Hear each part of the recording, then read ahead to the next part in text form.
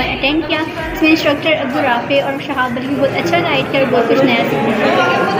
And I have attended the session of GDSC, which is the Web Development Bootcamp, which has been organized by Shahbal. And today he has explained us about HTML. Now, what is HTML? It is a programming language which you can use to express your web page. Now, it's very, very nice because the way he explained it around with the team management and how the brother, he explained us step by step every single tag, every single attribute and how it is supposed to work.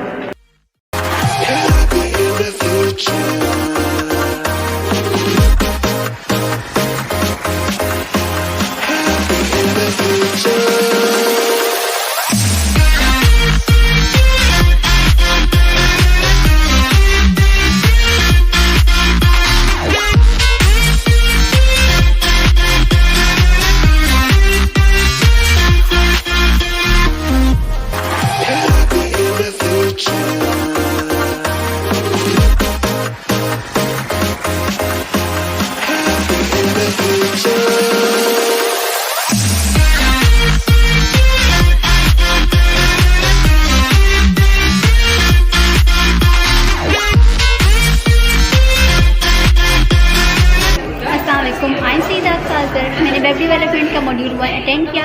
इसमें instructor Abdul Rafe और शहाब अली बहुत अच्छा guide किया और बहुत कुछ नया सीखा। And I have attended the session of GDSC, which is the Web Development Bootcamp, which has been organized by Shahbal.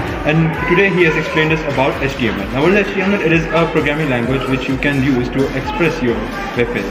Now, it's very, very nice because the way he explained it around with the team management and how the brother, he explained us step by step every single tag, every single attribute and how it is supposed to work.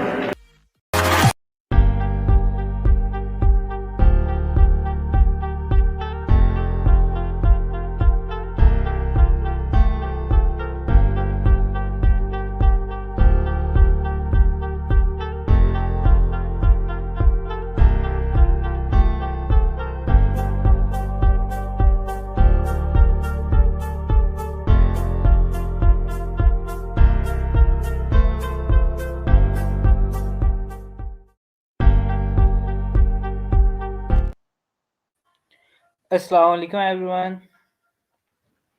Hope you all will be fine and doing great. How are you all? Kindly ये बता दें कि इस वक्त हमारे पास कौन कौन सी university से लोगों ने ज्वाइन किया हुआ है and we will be starting in 5 minutes ताकि बाकी लोग भी हमें ज्वाइन कर लें। तब तक थोड़ी सी चिट चैट कर लेते हैं।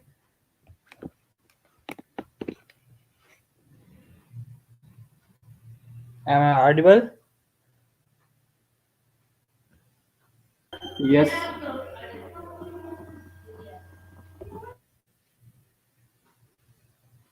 Okay. तो काइंडली आप लोग अगर कमेंट में ये बता दें कि आप लोग कौन कौन सी यूनिवर्सिटी से बिलोंग करते हैं। इसके बाद हम थोड़ी देर में सेशन बाकायदा स्टार्ट करते हैं।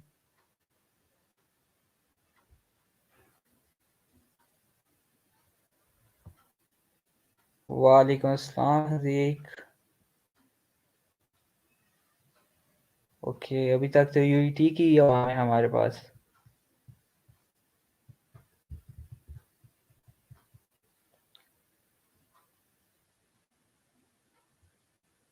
Nurse GME, the Black Ninja. Thank you for joining us, Black Ninja. Okay, Mohammad Saad है हमारे पास यूनिवर्सिटी ऑफ पंजाब से। वेलकम। मोहम्मद शाहजेब KIU से।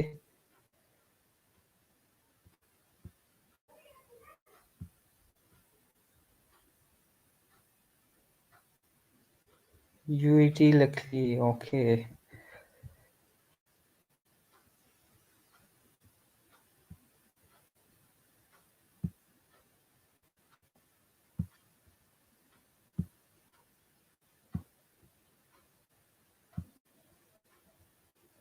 Okay guys, let's start.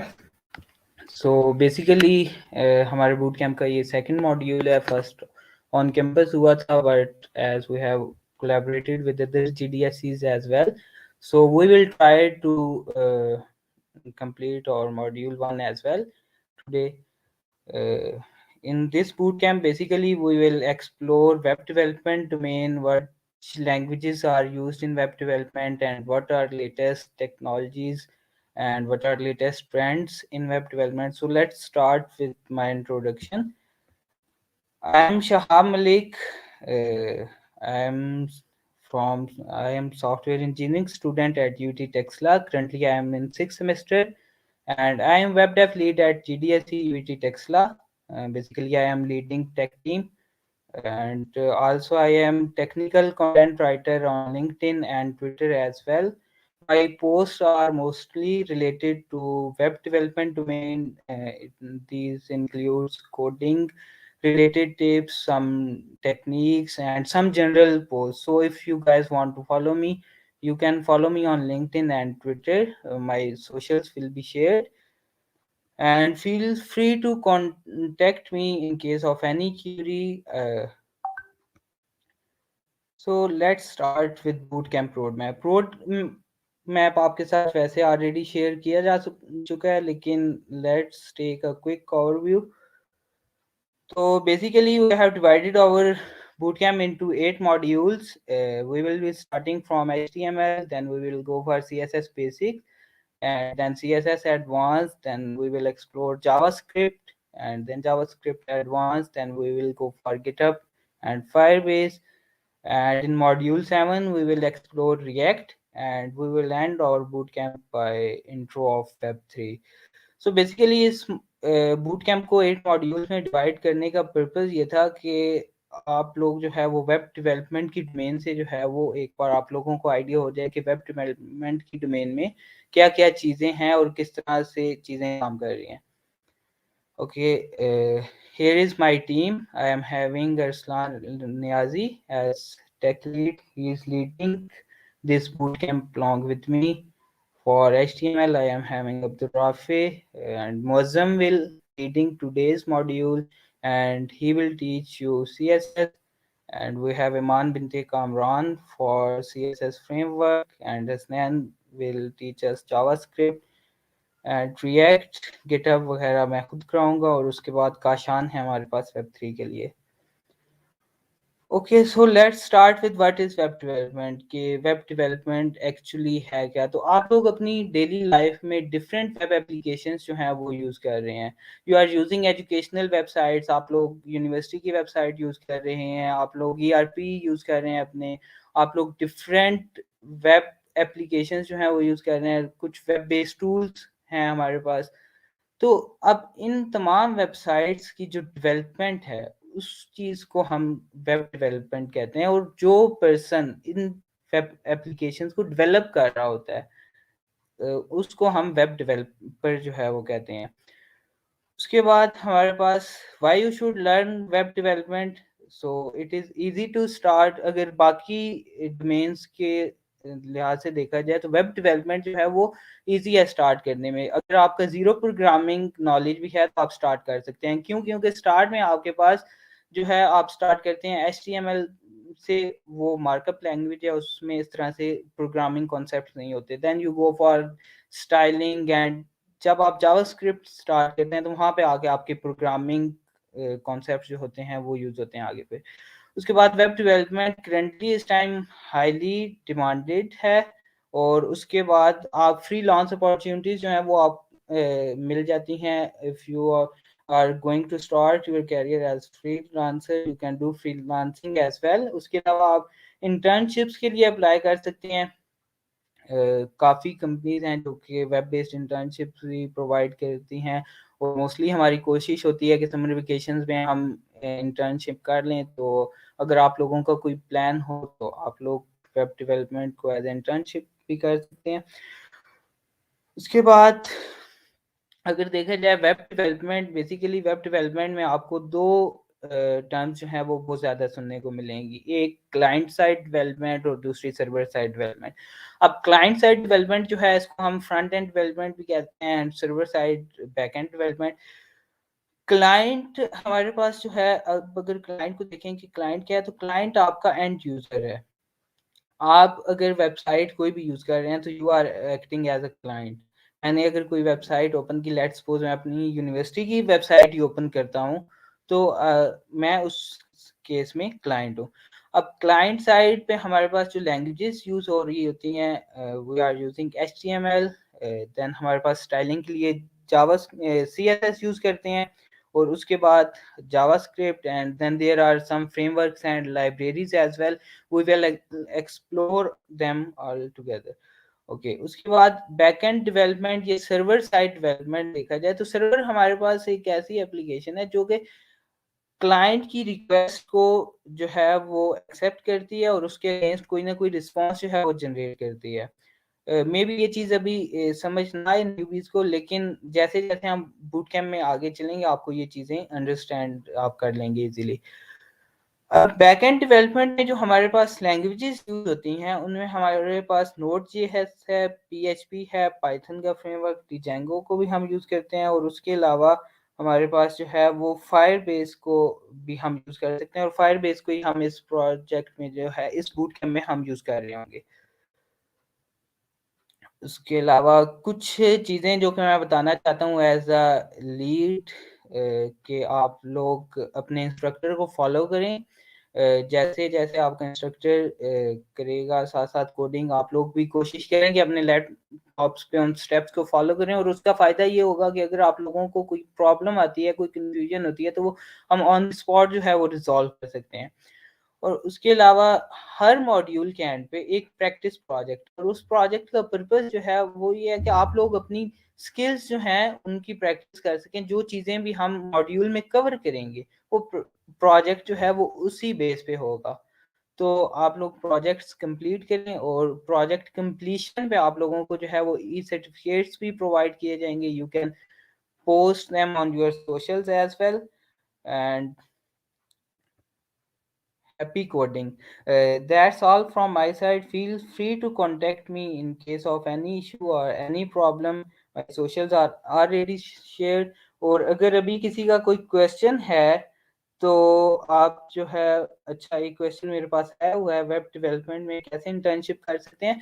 तो हजीक डिफरेंट हमारे पास कंपनीज हैं जो कि इंटर्नशिप जो है वो रिमोट इंटर्नशिप भी होती हैं, और ऑन जॉब ऑन ऑफिस जो है वो भी हमारे पास इंटर्नशिप्स होती हैं। तो डिफरेंट कंपनी जो है वो कर रही होती हैं। अगर आप लिंक्डइन यूज़ कर रहे हैं तो वहाँ से आपको जो है वो आइडिया मिल जाएगा।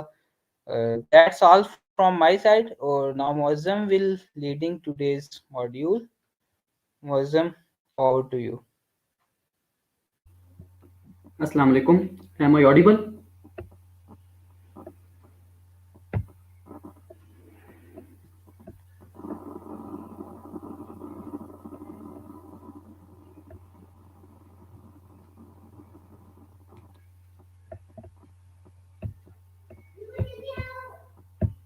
Am I audible to you?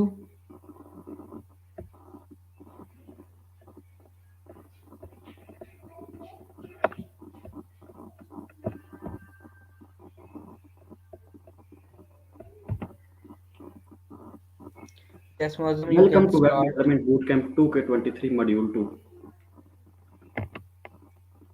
Here is my introduction. I am Syed Muazzam Ali Shah, software engineering student currently enrolled in semester 4 at UT Texla.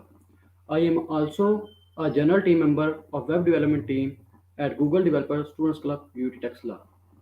Today, I will cover the overview of CSS. I have also a project for you so you can put your efforts into a real world projects. Now we are going to start. Before moving toward the CSS, we have to know about the HTML. Basically हम HTML को कहते हैं, HTML एक markup language है। जो भी websites पे कोई भी कंटेंट शो हो रहा होता है वो HTML के थ्रू हो रहा होता है।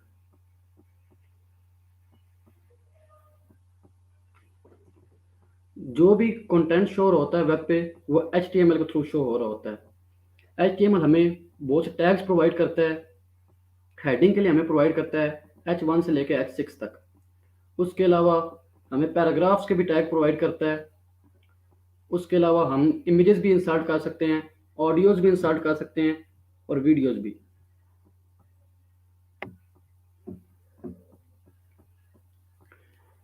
उसके बाद हम मूव करते हैं CSS की तरफ। CSS को हम यूज़ करते हैं स्टाइलिंग के लिए। जो भी हमारे पास वेब पेज पे जो भी हमारे पास कंटेंट शो होता है, हम उसकी स्टाइलिंग कर सकते हैं with the help of CSS। Now moving toward the CSS। What is CSS? CSS stands for cascading style sheet. जैसा कि आपको इससे पता चल सकता है कि cascading style sheet use for styling the content on web pages. उसके बाद हम CSS यूज़ करते हैं कि जो भी हमारे HTML elements web pages show हो रहे हैं वो किस तरह शो होंगे। जस्ट लाइक आप ये कह सकते हैं पैराग्राफ का हम फ़ॉन्ट डिफाइन कर सकते हैं, उसका हम फ़ॉन्ट फैमिली को कर सकते हैं। उसके बाद जो भी वेब पेजेस में लेआउट होती है कि हम पैराग्राफ टॉप पे शो हो रहा है, बॉटम पे शो हो रहा है, ये सब हम CSS के थ्रू कर सकते हैं। Now moving towards how we can use CSS। CSS को यूज़ करने के लिए हम 3 अप्रोचेज यूज़ करते हैं। सबसे पहले local style, then page level style और external level style. First approach is local style. हम इसको इनलाइन स्टाइल भी कहते हैं। लोकल स्टाइल में हम HTML टैग्स के अंदर ही हम एक एट्रीब्यूट डिफाइन कर देते हैं स्टाइल का, और उसमें हम CSS की प्रॉपर्टी डिफाइन कर देते हैं। बट हम इसको इतना प्रेफर नहीं करते क्योंकि हमारा HTML और CSS का कोड बहुत मैसअप हो जाता है। अगर हमारे पास मल्टीपल वेब पेजेस हैं और अगर हमें कोड को मेंटेन दोबारा करना पड़ जाता है, तो it is very difficult to maintain that code. Then come towards page level style.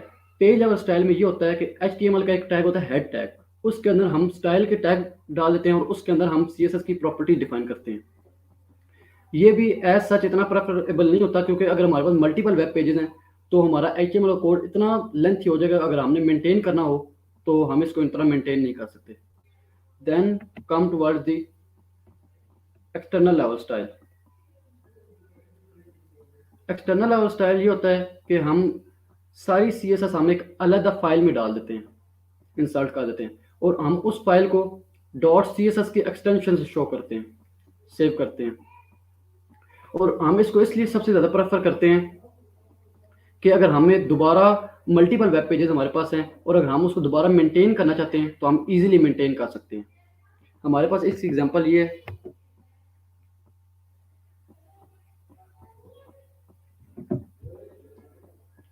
अब हमने एक अलग फाइल बनाई हुई है mystyle.css के नाम से। अब एक्सटेंशन हमने .css की यूज़ की है और उसमें हमने सारे CSS के प्रॉपर्टीज डाल दी हैं। जस्ट लाइक अब हमने बॉडी को अब हमने कुछ प्रॉपर्टीज दे दी हैं, बैकग्राउंड कलर, और अब हमने इस CSS को लिंक कर दिया है HTML के अंदर, हेड टैग के अंदर हमने इसका लिंक कर दिया। जो भी एक्सटर्नल फाइल्स हमने HTML के अंदर अगर लिंक करनी है तो वो हम कर देते हैं हेड टैग के अंदर। उसके बाद हम मूव करते हैं सबसे बेसिक CSS। जितनी हमारी CSS की बेसिक स्ट्रॉन्ग होगी उतना हम वेब पेज को अच्छे स्टाइल कर सकते हैं। सबसे पहले हमें पता होना चाहिए क्लास और ID में डिफरेंस। अब हमने मल्टीपल एलिमेंट्स को एक ही तरह का अगर स्टाइल प्रोवाइड करना है तो हमें मल्टीपल टाइम कोड लिखना पड़ेगा, तो उसके लिए हम प्रेफर करते हैं क्लासेस को। हम एक क्लास यूज़ कर लेते हैं और उसमें हम एक स्टाइल अप्लाई करते हैं, और फिर हम मल्टीपल टैग में वही एक क्लास यूज़ कर लेते हैं और मल्टीपल एलिमेंट्स वो स्टाइल अप्लाई हो जाता है। इसको हम फर्दर एक्सप्लोर करेंगे प्रोजेक्ट में। हम एक एलिमेंट को मल्टीपल क्लासेस दे सकते हैं और मल्टीपल एलिमेंट्स को भी हम एक क्लास दे सकते हैं। फिर बात आती है ID की। ID हम यूज़ करते हैं एक सिंगल एलिमेंट के लिए, और ID जो होती है वो एक यूनिक एलिमेंट के लिए होती है। अगर हम किसी एक एलिमेंट पे 2 ID यूज़ करें तो वो वर्क नहीं करेगी, और हम टू या 2 से ज़्यादा एलिमेंट्स पे भी हमें एक ID अप्लाई नहीं कर सकते। हाँ, उसके बाद आती है हम इनको सिलेक्ट कैसे कर सकते हैं। CSS में अगर हमने ID को सिलेक्ट करना है तो सबसे पहले हम हैश का सिंबल यूज़ करेंगे, उसके बाद हम ID का नेम यूज़ कर लेंगे, उसके बाद हमें जो प्रॉपर्टी डिफाइन करनी है फिर हम वो डिफाइन कर देंगे। और अगर हमने CSS में क्लास को सिलेक्ट करना है तो हम सबसे पहले डॉट का सिंबल यूज़ करेंगे, उसके बाद क्लास का नेम आ जाएगा और फिर प्रॉपर्टी डिफाइन कर देंगे। Then coming toward the CSS selectors. सबसे पहले हमारे पास आया था ID सिलेक्टर। जैसा कि मैंने आपको बताया कि ID सिलेक्टर में सबसे पहले हम हैश का सिंबल यूज़ कर लेते हैं और जो हमने एट्रीब्यूट को ID दी है हम उसके नेम से उसके बाद प्रॉपर्टीज से एक्सेस कर सकते हैं। उसका नाम कहते हैं क्लास सिलेक्टर। क्लास सिलेक्टर के लिए सबसे पहले हमें डॉट का सिंबल यूज़ करना पड़ता है और उसके बाद क्लास का नेम आ जाता है, और उसके बाद हम जो प्रॉपर्टी स्पेसिफाई करते हैं वो उस पर अप्लाई हो जाती है। फिर हम कहते हैं एलिमेंट सिलेक्टर। एलिमेंट सिलेक्टर ये होता है कि हम उस टैग का नेम मेंशन कर देते हैं। उस टैग का जब नेम मेंशन करते हैं तो जो हम स्टाइल अप्लाई करते हैं वो उस पर अप्लाई हो जाता है। Then coming towards the star selector. Star selector में ये होता है कि हम जो भी प्रॉपर्टी डिफाइन करेंगे वो सारे एलिमेंट्स पे हो जाएंगी apply. Then come towards pseudo classes. Pseudo class में ये होता है कि हमने अगर कोई एलिमेंट की स्टेट्स पे वर्क करना है तो हम स्यूडो क्लासेस यूज करते हैं। जस्ट लाइक हावर, अगर हम हावर करें तो उसका कलर चेंज हो जाए, अगर हम एक्टिव हों उस लिंक पे तो उसका कलर चेंज हो जाए। तो इसलिए हम स्यूडो क्लासेस का यूज करते हैं। आप स्यूडो क्लासेस को एडवांस सीएसएस में यूज करेंगे।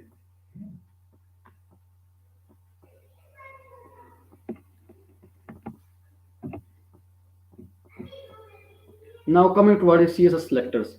अब जैसा कि मैंने आपको बताया कि अगर हमने एलिमेंट को सिलेक्ट करना, किसी भी टैग को सिलेक्ट करना है तो हम उसका नेम मेंशन कर देते हैं और उसके बाद हम प्रॉपर्टी स्पेसिफाई कर देते हैं। फिर आ जाती है आईडी। आईडी के लिए मैंने आपको बताया कि हैश का हम सिंबल यूज करते हैं और उसके बाद आईडी का नेम आ जाता है। आईडी का नेम आ जाएगा और हम जो प्रॉपर्टी स्पेसिफाई करेंगे वो उस पर अप्लाई हो जाएंगी। डॉट क्लास के लिए हम डॉट का सिंबल यूज करेंगे और उसके बाद क्लास का नेम आ जाएगा और फिर हम जो प्रॉपर्टी स्पेसिफाई करेंगे वो उस पर अप्लाई हो जाएंगे। फिर आएगा स्टार का सिंबल। स्टार का सिंबल हम यूज करते हैं तो जितने भी एलिमेंट्स हैं उन पे वो एक स्टाइल अप्लाई हो जाता है। इसको हम फर्दर एक्सप्लोर करेंगे प्रोजेक्ट में। फिर आ जाते हैं कॉम्बिनेशन सेलेक्टर। हम इनको कॉम्बिनेशन सेलेक्टर भी कहते हैं। फर्स्ट इज डिसेंडेंट सेलेक्टर, कि अगर हमने एक स्पेसिफिक एलिमेंट को हमने प्रॉपर्टीज डिफाइन करनी है तो हम सबसे पहले उसका पेरेंट एलिमेंट का नाम दे देते हैं। सपोज अगर डिव का एक एलिमेंट है तो सबसे पहले हम डिव यूज करेंगे, उसके बाद पैराग्राफ, अगर हमने एक स्पेसिफिक पैराग्राफ को एलिमेंट प्रॉपर्टी स्पेसिफाई करनी है तो उसके बाद पैराग्राफ का टैग आ जाएगा, उसके बाद हम प्रॉपर्टी स्पेसिफाई कर देंगे। पर इसमें ये होता है कि अगर आपके पेरेंट के फौरन बाद भी वो एलिमेंट आ रहा है या नहीं आ रहा तो इस पर फिर भी अप्लाई हो जाएगा। जबकि नीचे एक चाइल्ड सेलेक्टर है उसमें ये मस्ट है कि अगर ऊपर डिव है उसके फौरन बाद पैराग्राफ का टैग होना चाहिए तो तब वो स्टाइलिंग अप्लाई होगी। फिर उसके बाद हम कहते हैं एडजेसेंट सिबलिंग सेलेक्टर।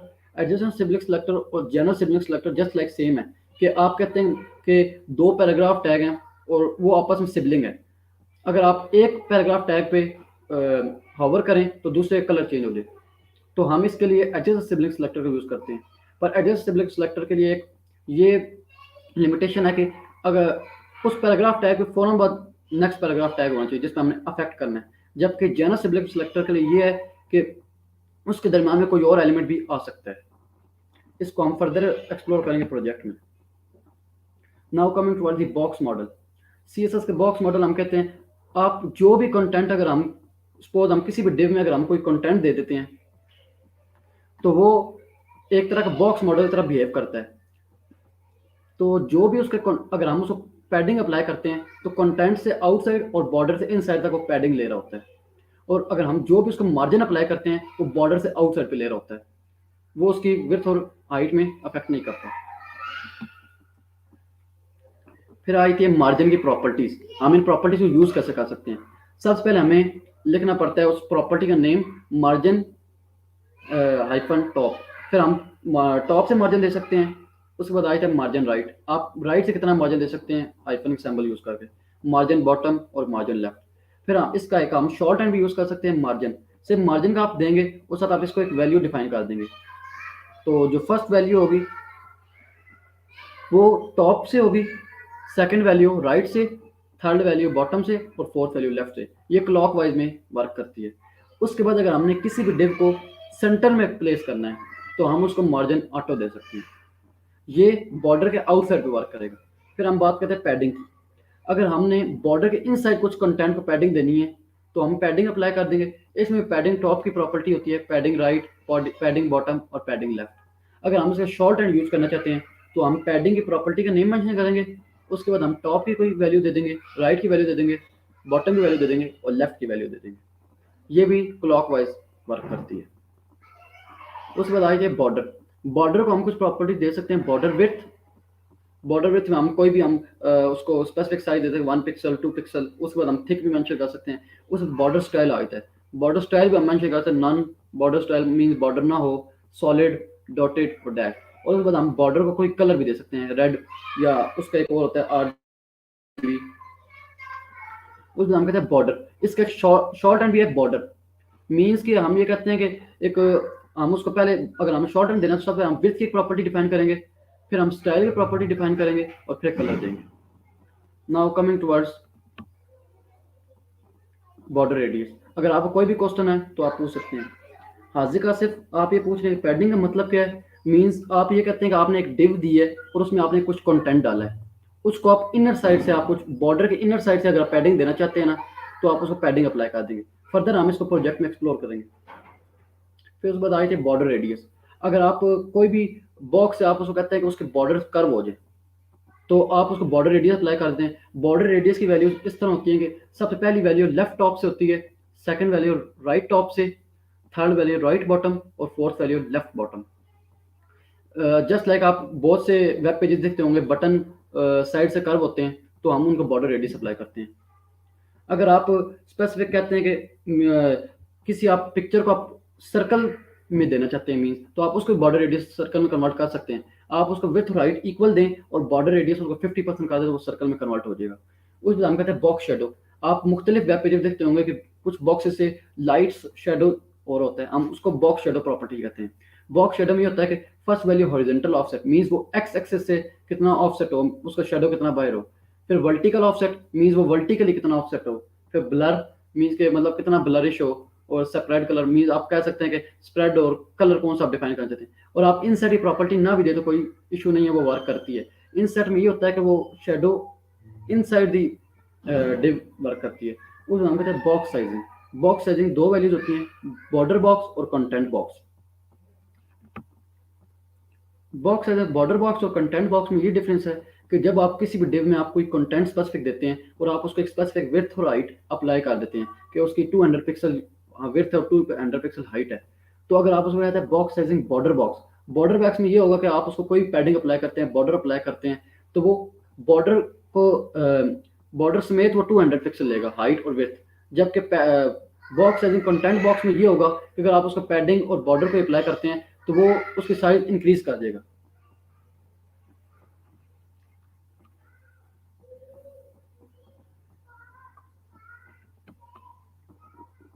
फिर उसके बाद हम यूज करते हैं फ़ॉन्ट की प्रॉपर्टीज। फ़ॉन्ट में मल्टीपल प्रॉपर्टीज आ जाती हैं। सबसे पहले हम कहते हैं फ़ॉन्ट साइज। फ़ॉन्ट साइज हम 10 पिक्सल भी दे सकते हैं और परसेंटेज भी दे सकते हैं। फिर आई थे फ़ॉन्ट फैमिली। फ़ॉन्ट फैमिली हम कोई भी अप्लाई कर सकते हैं। Times New Roman, document type में most of Times New Roman होता है यूज़, जहाँ पे आप कोई भी फैमिली यूज़ कर सकते हैं। उस पर हम कहते हैं सैंस सेरिफ, हेल्वेटिका, आप जो भी फ़ॉन्ट फैमिली अप्लाई कर सकते हैं। हम इन प्रॉपर्टीज को फर्दर एक्सप्लोर करेंगे प्रोजेक्ट में। Font style. फ़ॉन्ट स्टाइल में हम कह सकते हैं नॉर्मल भी हो सकता है, इटैलिक भी हो सकता है, ऑब्लिक। इटैलिक और ऑब्लिक जस्ट लाइक सेम ही होते हैं। फिर हम कहते हैं फ़ॉन्ट वेरिएंट। आप कुछ कंटेंट को आप कहते हैं कि स्पेसिफिक नॉर्मल हो, नॉर्मल फ़ॉन्ट हो, कुछ को हम कहते हैं स्मॉल कैप्स में हो, तो हम उसको फ़ॉन्ट वेरिएंट प्रॉपर्टी का दे सकते हैं। और फ़ॉन्ट का भी एक शॉर्ट हैंड होता है। फ़ॉन्ट का जब हम शॉर्ट हैंड मेंशन करना है, फ़ॉन्ट का लेबल आ जाएगा, उसके बाद वेरिएंट अप्लाई कर देंगे, मीन स्मॉल कैप से आप जो भी अप्लाई करना चाहते हैं। उस हम स्टाइल मेंशन करते हैं, नॉर्मल हो या इटैलिक हो। फिर हम साइज मेंशन करते हैं, उसका साइज क्या हो, और फैमिली मेंशन करते हैं फैमिली कौन सी हो। Then come towards units. Units हम मल्टीपल यूज करते हैं। इसमें यूनिट होता है, एम भी हम यूज करते हैं, रैम भी यूज करते हैं। एम और रैम हम रिस्पॉन्सिवनेस के लिए यूज करते हैं। रिस्पॉन्सिवनेस बेसिकली इस तरह हम कह सकते हैं कि मीन्स कि आपकी एक वेबसाइट है, वो आपकी लैपटॉप में डिफरेंट व्यू हो और मोबाइल में डिफरेंट व्यू हो। आप देखते होंगे कि लैपटॉप में कुछ के और व्यू होते हैं नैव बार के, और मोबाइल में डिफरेंट व्यू और होता है। वो इन यूनिट्स को हम यूज कर सकते हैं और आप इजीली उसको रिस्पॉन्सिवनेस में बना सकते हैं। एम इस तरह वर्क करता है कि आप अगर आपका कोई एक डिव है, आपने उसको स्पेसिफिक फ़ॉन्ट साइज मेंशन कर दिया है 16 पिक्सल, और उसका अगर आप पेरेंट है, उसका एक आप उसके अंदर एक पैराग्राफ है, आप उसको स्पेसिफिक देते हैं फ़ॉन्ट साइज 2M। 2M का मीन्स ये होगा कि 32 पिक्सल। फिर हम कहते हैं रैम। रैम का हम यूज ये करते हैं कि वो रूट एलिमेंट को फॉलो करता है। रैम में ये होगा कि आपने रूट एलिमेंट HTML या बॉडी टैग को अगर आपने कोई स्पेसिफिक फॉन्ट साइज प्रोवाइड कर दे 10 पिक्सल, अगर आप किसी पैराग्राफ को आप 2 रैम देंगे, उसका मीन्स उसका मतलब है कि उसका 20 पिक्सल फॉन्ट साइज होगा। फिर हम कहते हैं व्यू पर विड्थ।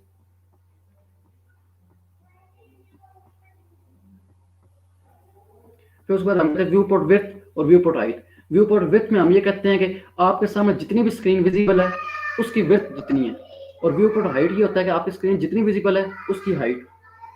फिर हम कहते हैं परसेंटेज। परसेंटेज इस तरह वर्क करती है कि आपने स्पेसिफिक डिव को एक आपने फॉन्ट साइज प्रोवाइड कर दिया 16 पिक्सल, और आप उसके अंदर पैराग्राफ है, आप उसको कहते हैं 50% ले उसका, मीन्स उसमें फॉन्ट साइज 8 पिक्सल होगा। मीन जो परसेंटेज है वो पेरेंट के लिहाज से वर्क करता है, और पिक्सल हम कहते हैं एब्सोल्यूट यूनिट है, मीन्स आप जो भी स्पेसिफिक साइज प्रोवाइड कर देंगे उस तरह लेगा। अगर आप कोई भी क्वेरी आप कमेंट सेक्शन में पूछ सकते हैं। हाजिक बॉर्डर रेडियस में हम सिलेक्शन बॉक्स की कर्व को इतना भी कर्व कर सकते हैं कि सिलेक्शन बॉक्स ओवल की शेप में भी हो। हम उसको ओवल शेप में भी कन्वर्ट कर सकते हैं अगर हम उसको लेंथ और विड्थ डिफरेंट दें और हम उसको बॉर्डर रेडियस कुछ स्पेसिफिक प्रोवाइड कर दें तो ओवल शेप में कन्वर्ट हो सकता है। तो अगर आप डिफरेंट शेप में अप्लाई करना चाहते हैं लाइक पॉलीगॉन वगैरह, इसके लिए फर्दर एडवांस सीएसएस में होती है क्लिप पाथ, बट अगर आपने ओवल शेप में भी अप्लाई करना तो आप बॉर्डर रेडियस को यूज कर सकते हैं। उसके बाद फॉन्ट स्टाइल में इटैलिक और ऑब्लिक के बजाय बोल्ड और अंडरलाइन भी कर सकते हैं, या आप कर सकते हैं फॉन्ट स्टाइल में आप कर सकते हैं।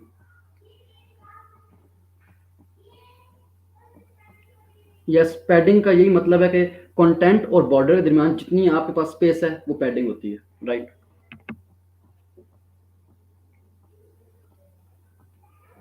फिर आ जाती है कलर की प्रॉपर्टीज।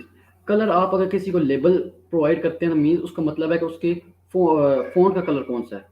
तो इसमें हम कलर दे सकते हैं, रेड भी दे सकते हैं, इसकी मल्टीपल यूज है। हम RGBA के थ्रू भी कलर दे सकते हैं, उसके बाद हम उसको हैश कोड के थ्रू भी कर सकते हैं, हेक्साडेसिमल कोड हमें जिसे कहते हैं। पहला तो कलर सिंपल है, रेड आप दे दें, ग्रीन दे दें, वो कलर अप्लाई हो जाता है। सेकंड एक मिक्सचर होता है, रेड ग्रीन और ब्लू का मिक्सचर होता है, हमें इसे कहते हैं RGB मोड। RGB मोड में होता है कि ये बाइनरी वैल्यू ले रहा होता है, इसमें आई थिंक 4 बाइट्स होती हैं। तो अगर आप 000 प्रोवाइड करेंगे मीन्स का ब्लैक है, और अगर आप 255 सबसे हाईएस्ट वैल्यू वो प्रोवाइड करेंगे तो मीन्स का कलर वाइट है। तो अगर आपने इसके इन बिटवीन अगर आप कोई कलर प्रोवाइड कर कोई भी वैल्यू देंगे तो वो एक स्पेसिफिक कलर दे रहा होगा। और इसकी फोर्थ प्रॉपर्टी होती है ओपेसिटी, मीन्स के वो कितना डल हो या ब्राइट हो, और ये 1 तक वैल्यू ले, तो आप 0.8 दे सकते हैं, मतलब कि वो इतना विजिबल हो। फिर हम कहते हैं हेक्साकोड, ये इसको हम हेक्साडेसिमल भी कहते हैं। तो फर्स्ट 2 वैल्यूज रेड को डिफाइन कर देते हैं, सेकंड 2 वैल्यूज ग्रीन को, और थर्ड वैल्यूज ब्लू को। ये इसको हम 00 से लेके FF तक हम दे सकते हैं। FF का मतलब है व्हाइट और 00 का मतलब है ब्लैक। फिर हम कहते हैं पोजिशनिंग। अगर हम तो मार्जिन दे के भी कोई भी एलिमेंट को हम पोजिशनिंग दे सकते हैं, बट वो मार्जिन ये होता है कि उसकी विड्थ और हाइट में भी इंक्लूड हो रहा होता है। जबकि अगर हमने स्पेसिफिक पोजिशनिंग देनी है कि वो मार्जिन के विदाउट वो मूव करे तो हम उसे पोजिशनिंग से मूव करा देते हैं। अब पोजिशनिंग में बाय डिफॉल्ट हो रही होती है स्टैटिक, आप कोई भी अप्लाई ना करें तो वो बाय डिफॉल्ट स्टैटिक ही है। उसको हम कहते हैं पोजीशन रिलेटिव। अगर आपने कोई भी एलिमेंट है आपने उसको स्पेसिफिक मूव करवाना है तो आप उसको एक पोजीशन रिलेटिव दें, उसके बाद आप उसको कोऑर्डिनेट्स प्रोवाइड करने पड़ेंगे, लेफ्ट से कितना हो और राइट से कितना हो। पोजीशन रिलेटिव के केस में ये होगा कि अगर आपने स्पेसिफिक अब यहाँ जैसा कि आप इस पिक्चर में देख सकते हैं, आपने सेकंड को पोजीशन रिलेटिव दी है और उसको आपने सिर्फ लेफ्ट से टॉप से कुछ वैल्यू दी है, तो वो स्पेस के लिहाज से आगे मूव कर गए और उसने अपनी स्पेस लीव नहीं की। फिर हम कहते हैं पोजीशन एब्सोल्यूट। पोजीशन एब्सोल्यूट के केस में ये है कि वो अपनी स्पेस लीव कर देगा। अब जिस तरह आप ये एब्सोल्यूट पोजीशनिंग के एग्जांपल में देख सकते हैं कि सेकंड चेयर है, आपने इसे पोजीशन एब्सोल्यूट दी है। सेकंड चेयर मींस आप कह सकते हैं कि एलिमेंट है, एलिमेंट डिनोट कर रहा है, और आपने इसको पोजीशन एब्सोल्यूट दी है, इसने अपनी स्पेस को स्किप कर दी है और ये पेरेंट के लिहाज से मूव करेगा। अब आप इसको लेफ्ट और राइट से कोई प्रॉपर्टी देंगे तो ये उस लिहाज से मूव कर रहा है कोऑर्डिनेट से। उसके बाद आई थे पोजीशन फिक्स्ड। पोजीशन फिक्स्ड भी एब्सोल्यूट की तरह ही वर्क करती है, पर अगर आप स्क्रॉल में जब स्क्रॉल करते हैं तो वो एक जगह पे वो साथ मूव कर रही होती है। पोजीशन फिक्स्ड के केस में ये होता है।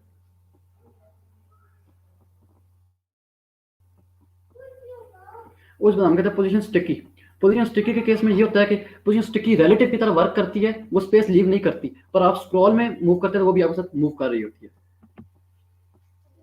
उसको हम कहते हैं CSS की मल्टीपल प्रॉपर्टी ये भी होती है ओवरफ्लो। ओवरफ्लो की प्रॉपर्टी इस तरह वर्क करती है कि आपने एक स्पेसिफिक डिव है, आपने उसको स्पेसिफिक विड्थ और हाइट प्रोवाइड कर दी है, तो आप उसके अंदर कंटेंट आपका ओवरफ्लो कर गया, तो आप उसमें मल्टीपल प्रॉपर्टी दे सकते हैं। आप ओवरफ्लो प्रॉपर्टी स्क्रॉल दे दें, मींस साइड पे स्क्रॉल बार शो हो जाएगी और आपका कंटेंट आप स्क्रॉल के थ्रू उसको आप एक्सेस कर सकते हैं। उसको हम कहते हैं ओवरफ्लो हिडन। सेकंड एग्जांपल वो ओवरफ्लो हिडन की एग्जांपल दे रहा है कि आपने ओवरफ्लो हिडन अप्लाई कर दी है तो वो जो कंटेंट ओवरफ्लो होता है वो आपको विजिबल ही नहीं है। थर्ड में आया था ओवरफ्लो ऑटो। ओवरफ्लो ऑटो के केस में ये है कि अगर आपका जब तक कंटेंट ओवरफ्लो नहीं करेगा तो आपकी स्क्रॉल बार शो नहीं होगी। जब आपका कंटेंट ओवरफ्लो करता जाएगा तो स्क्रॉल बार शो हो जाएगी। उसके बाद हम कहते हैं ओवरफ्लो विजिबल। ओवरफ्लो विजिबल हम इस तरह वर्क करता है कि आपका कोई भी कंटेंट है बाय डिफॉल्ट विजिबल ही हो रहा होता है कि अगर आपका कंटेंट बढ़ गया तो वो विजिबल होना शुरू हो जाता है। उसके बाद हम कहते हैं सीएसएस की प्रॉपर्टीज हैं फ्लोट। फ्लेक्स बॉक्स से पहले पहले हम फ्लोट की प्रॉपर्टी यूज करते थे, अब पोजीशनिंग भी हम यूज कर लेते हैं पर वो रिस्पॉन्सिवनेस पे इतना वर्क नहीं करती। तो अगर हमने कोई भी डिव है, डिव और स्पैन टैग में डिफरेंस सबसे बड़ा ये है कि डिव पूरी एरिया कवर करती है। अगर आप डिव के बाद कोई और एलिमेंट डालेंगे तो वो नेक्स्ट लाइन में आएगा। तो अगर एक दो डिव्स को हमने एक लाइन में अलाइन करना है तो हम उसके लिए फ्लोट प्रॉपर्टी का यूज कर सकते हैं। आप दोनों डिव्स को स्पेसिफिक विड्थ और हाइट प्रोवाइड करें और उसके बाद आप एक को फ्लोर लेफ्ट दे दें, एक को फ्लोर राइट दे दें तो वो दोनों एंड टू एंड आ जाएंगे। अगर आप दोनों को फ्लोर लेफ्ट देंगे तो दोनों साथ साथ आ जाएंगे लेफ्ट पे। इस तरह हम उसको फ्लोट प्रॉपर्टी थ्रू कर सकते हैं, पर आजकल हम फ्लेक्स बॉक्स को ज़्यादा प्रेफर करते हैं। इस पर आते हैं डिस्प्ले ब्लॉक। डिस्प्ले हम इस तरह यूज़ करते हैं कि हमारे पास मल्टीपल एलिमेंट्स होते हैं, ब्लॉक लेवल एलिमेंट्स भी होते हैं और इनलाइन ब्लॉक भी एलिमेंट्स होते हैं। अब ब्लॉक लेवल एलिमेंट्स में मल्टीपल एलिमेंट्स आते हैं, जस्ट लाइक डिव आ गए, पैराग्राफ टैग आ गए, ये ब्लॉक लेवल एलिमेंट्स हैं। उस हम हमारे पास इनलाइन एलिमेंट्स आ जाते हैं, एंकर टैग हो गया और आपको सिंपल हेडिंग्स आ गई, ये इनलाइन ब्लॉक एलिमेंट्स है। अगर आप इनलाइन ब्लॉक एलिमेंट्स को ब्लॉक लेवल में कन्वर्ट करना चाहते हैं तो आप उसको डिस्प्ले प्रॉपर्टी ब्लॉक दे दें। उसके बाद हम कह देते हैं अगर हमने ब्लॉक लेवल एलिमेंट्स को इनलाइन ब्लॉक में कन्वर्ट करना जस्ट लाइक डिव तो आप डिस्प्ले इनलाइन ब्लॉक दे दें। इसको हम फर्दर प्रोजेक्ट में एक्सप्लोर कर लेंगे। डिस्प्ले इनलाइन ब्लॉक और इनलाइन में डिफरेंस ये है कि दोनों एक रो में आते हैं। इनलाइन ब्लॉक में ये होता है वो कंटेंट के लिहाज से स्पेस लेता है और आप उसको विड्थ और हाइट प्रोवाइड नहीं कर सकते। और डिस्प्ले इनलाइन में होता है कि वो कंटेंट के लिहाज से ले रहा है और आप उसको विड्थ और हाइट प्रोवाइड नहीं कर सकते। डिस्प्ले इनलाइन ब्लॉक में होता है एक ही रो में आप विड्थ और हाइट भी प्रोवाइड कर सकते हैं। उसके बाद मोस्ट इंपॉर्टेंट प्रॉपर्टी जो हम रिस्पॉन्सिवनेस के लिए ज़्यादातर यूज़ करते हैं वो फ्लेक्स बॉक्स है। फ्लेक्स बॉक्स हम वन डायमेंशनल लेआउट के लिए यूज़ करते हैं।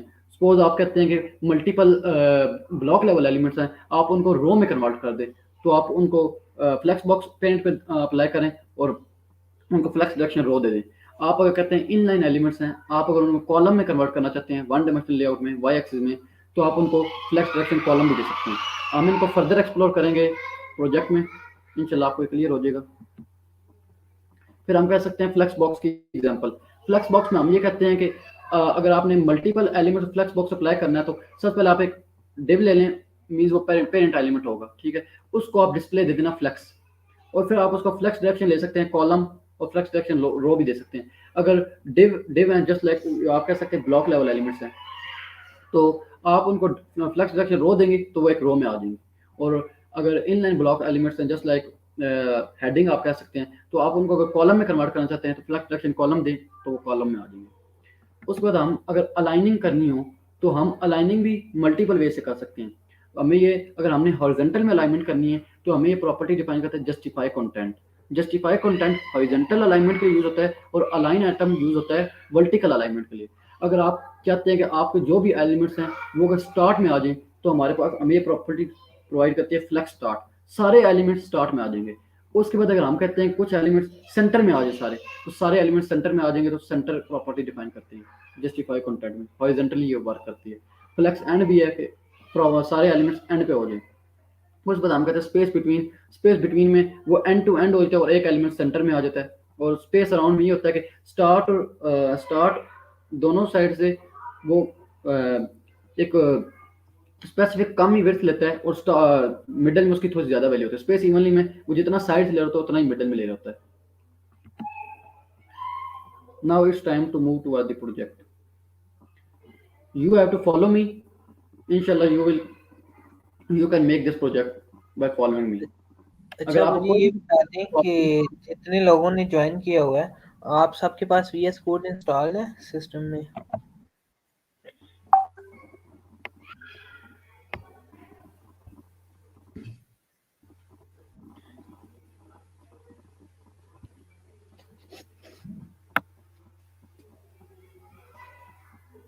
Am I audible?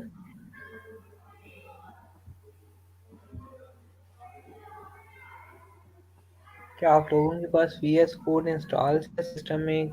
Can anyone confirm? दो चार भी कंफर्म कर दें तो हम कंटिन्यू कर देते हैं।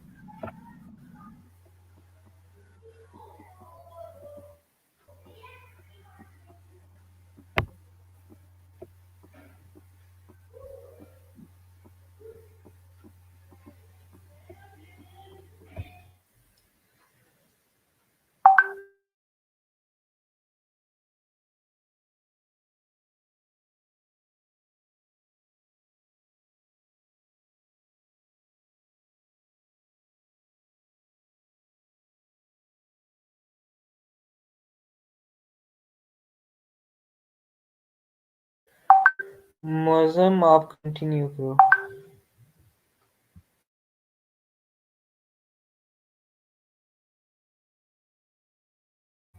मैं स्टार्ट करूं?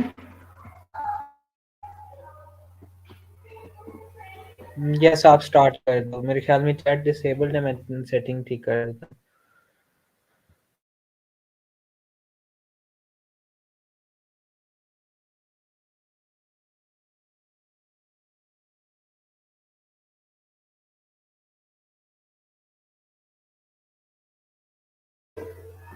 चलें अब स्टार्ट करते हैं। आप मुझे फॉलो करें तो आप इंशाल्लाह ये इजीली आप ये वेब पेज बना सकते हैं। सबसे पहले आप एक फोल्डर बना लें और उसको नेम दें मॉड्यूल 2 का। आपको जहां से भी कोई इशू होता है आप कमेंट बॉक्स में बता दें, हमारी टीम आपको वो इशू रिजॉल्व कर देगी। आपने VS कोड ओपन करना है।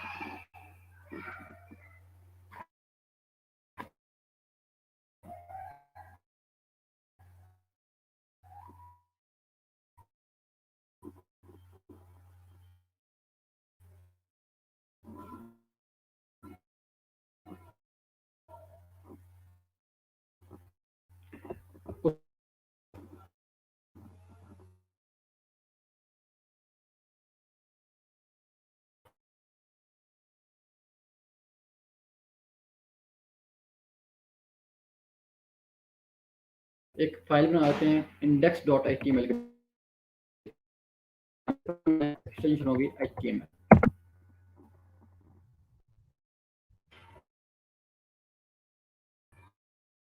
ये हमारे पास HTML की फाइल बन चुकी है। HTML का अपना टैग होता है, उसके अंदर हेड टैग होता है और बॉडी टैग होता है। हेड टैग के अंदर हम सारे एक्सटर्नल फाइल्स के लिंक शेयर करते हैं और बॉडी टैग के अंदर जो भी हमने कंटेंट डिस्प्ले कराना था वेब पेजेस पे हम वो ऐड कर देते हैं। इस तरह हमें VS कोड स्पेक प्रोवाइड करता है HTML का। अगर हम आप शिफ्ट और एक्सक्लेमेशन मार्क्स जब यूज करेंगे तो वो आपको प्रोवाइड कर देगा। ये सबसे पहले डॉक टाइप HTML मींस के ये ब्राउजर को बता रहा है कि हमारे पास जो HTML होगा वो डॉक्यूमेंट टाइप होगा। कुछ HTML language equal to English, ये मतलब मींस के इंग्लिश है। और ये आप मेटा का टैग अगर आप लीव भी कर दो तो कोई इशू नहीं है। ये मेटा का टैग होता है, ये होता है हम यूज करते हैं रिस्पॉन्सिवनेस के लिए। और ये जो ऊपर वाले मेटा के 2 टैग्स हैं ये हम एडवांस CSS में कवर करते होते हैं, अभी के लिए छोड़ दें।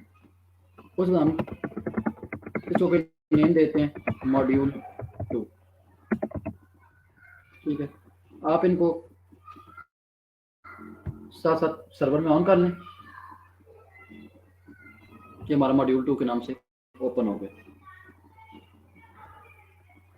जो जो हमें फॉलो कर रहे हैं वो कमेंट बॉक्स में बता दें। अगर आपको कोई भी इशू हो तो हम आपको रिजॉल्व कर देते हैं।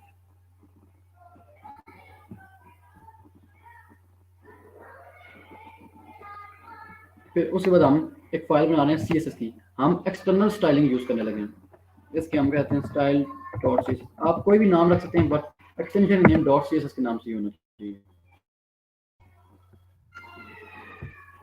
हम इस तरह का वेब पेज बनाएंगे। ये इस तरह का हम एक वेब पेज बना रहे होंगे। So follow me. सबसे पहले हमने CSS की फाइल को लिंक कर दिया।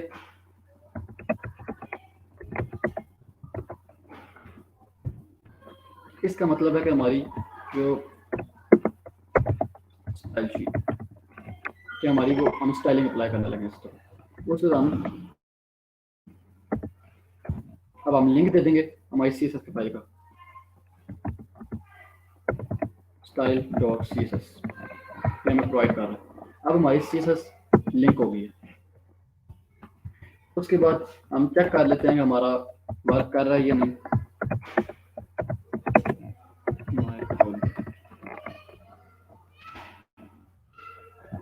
या दिस इज वर्किंग फाइन। अब सबसे पहले हम यूज कर लेते हैं सिमेंटिक टैग। हम यूज करें नैव का। हमें HTML सिमेंटिक टैग प्रोवाइड करता है जो कि वेब के कंटेंट को बताता है कि हम किस तरह कंटेंट यूज करेंगे। सबसे पहले हम एक नैव बार बनाने लगे तो हम नैव का कंटेंट यूज कर रहे हैं। उसके बाद हम उसके अंदर डिव डिफाइन करने लगे, डिव बनाने लगे, और मैं उसको एक क्लास देने लगा हूँ। हम क्लास लेवल का स्टाइल ज़्यादा यूज करेंगे, तो मैं उसको क्लास दे रहा हूँ एक नैव बार। सबसे पहले हमारे पास एक आ जाएगा लोगो, हेडिंग में कहता हूँ H2, इसमें कहता हूँ लोगो। मौजम अपनी स्क्रीन दोबारा से रीशेयर करो। स्क्रीन जो जो हमें फॉलो कर रहे हैं वो कमेंट बॉक्स में बता दें।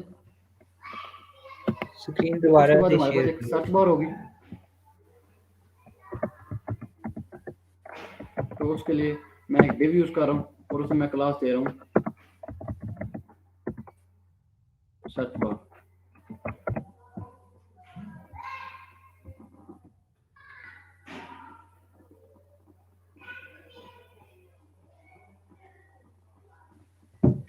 मौजम स्क्रीन दोबारा से रीशेयर करो।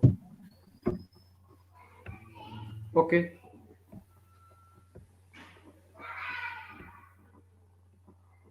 शेयर नहीं हो रही थी स्क्रीन।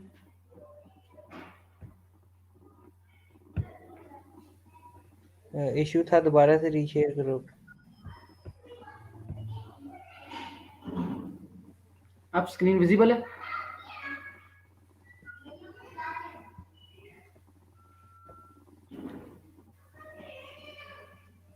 अच्छा, अब आप लोग कंफर्म कर सकते हैं कि स्क्रीन सी शेयर हो रही है। You guys can comment.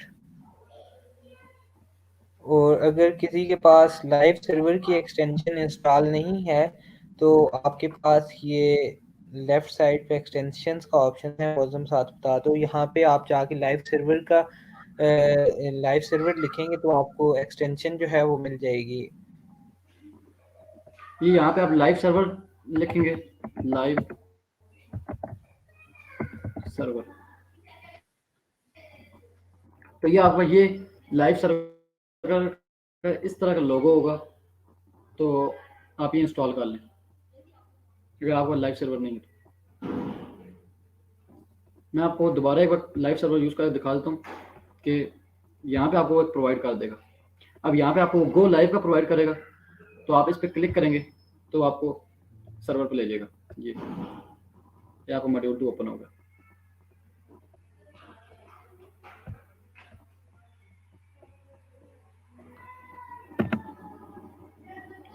Can I carry on?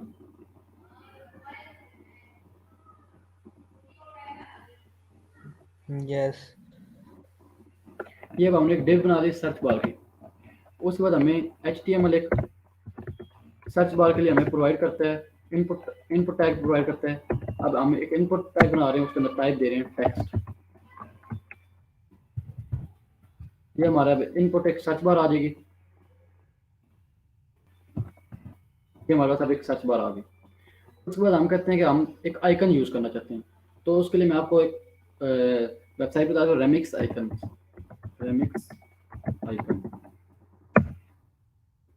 सबसे पहले वो आपको एक CDN प्रोवाइड कर देगा, लिंक प्रोवाइड। आपने इसको कॉपी करना है और आपने यहाँ पे आपने CSS का लिंक किया है, उसके ऊपर आप वो लिंक कर दें। उसके बाद आपने जो भी आइकन यूज करना है आप वो रेमिक्स आइकन से यूज कर सकते हैं।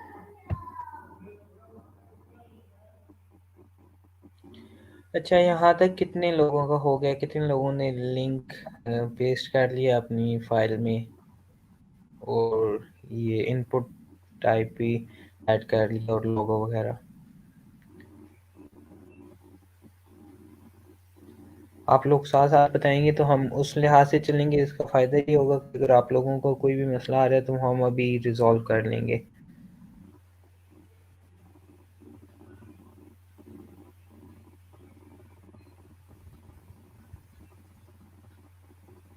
Can you guys confirm, please?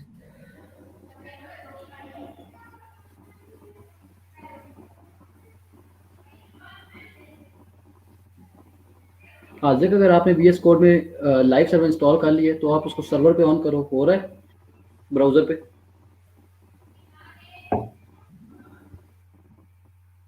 आप कमेंट सेक्शन में बता सकते हो। ओके आजम, कह रही हूँ। अब हमने रेमिक्स आइकन का लिंक ऐड कर दिया है। उस हम कोई भी आइकन यूज करना चाहते हैं, जस्ट लाइक मैं अब यहाँ पे सर्च का आइकन यूज करना चाहता हूँ। मैंने सर्च का आइकन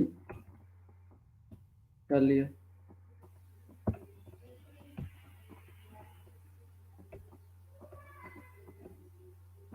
आपको मैंने बताया रेमिक्स आइकन का किस तरीके से सीडीएन ऐड करना चाहिए। मैं आपको दोबारा बता देता हूँ।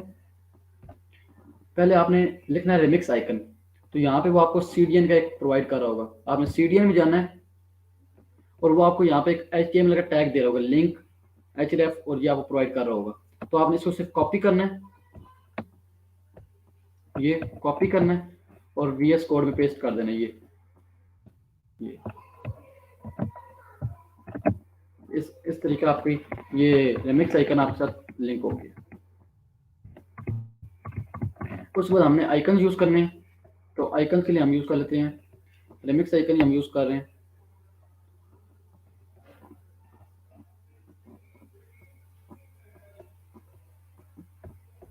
तो हमारे पास आएगा सर्च, हमें सर्च का आइकन चाहिए, तो हमने ये आइकन पे सिर्फ क्लिक किया है तो हमें इसने ये HTML का टैग प्रोवाइड कर दिया। हमने इसको कॉपी किया है और VS कोड में जाके पेस्ट कर दिया। आजम रिपीट स्टेप्स रिपीट कर दो एक बार दोबारा से। ये हम रेमिक्स आइकन में गए हैं, ये रेमिक्स आइकन में आ गए। हमने जो सा आइकन हमने यूज करना है हमने उसको सर्च कर लिया। अब हमने सर्च का आइकन यूज करना है, तो सर्च हमने लिख दिया, तो हमें इसने सर्च का आइकन प्रोवाइड कर दिया। तो हम ये यूज करना चाहते हैं, इस पर क्लिक किया तो हमें वो HTML का टैग प्रोवाइड कर देगा। हमने इसको कॉपी किया सिंपल और VS कोड में आके पेस्ट कर दिया। ये अब हम चेक कर सकते हैं कि वर्क कर रहा है या नहीं। ये आपको आइकन शो हो गया। यहाँ तक जिस इसका होगा वो कमेंट बॉक्स में बता दे।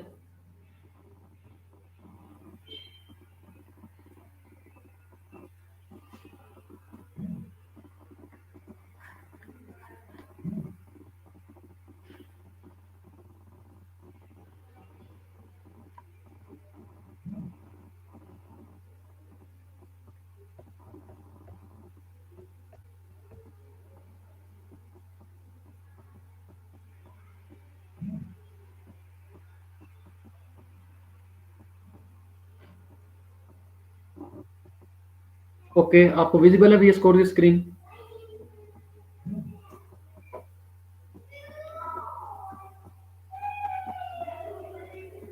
और भी कोई अगर हमें फॉलो कर रहा है तो वो कमेंट में बता दे, ताकि अगर कोई भी उसको इशू हो रहा है तो हम उसको रिजॉल्व कर दें।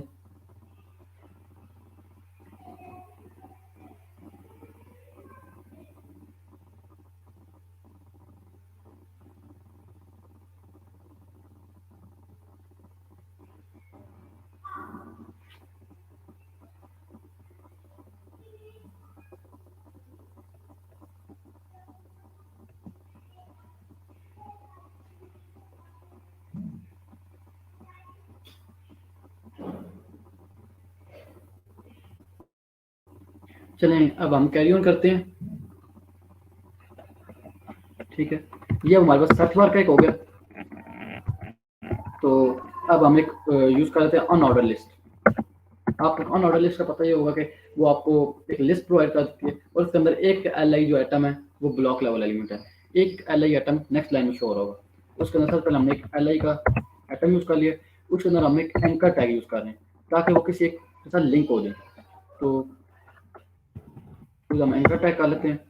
तो इसको मैं हैश से दे रहा हूँ, मीन्स अभी हम किसी को साथ लिंक नहीं कर रहे। इसको मैं पहला देता हूँ होम, फिर अगर हम इसी को कॉपी पेस्ट कर सकते हैं, फिर हम कहते हैं प्रोडक्ट्स के बाद हम कह सकते हैं हमारे पास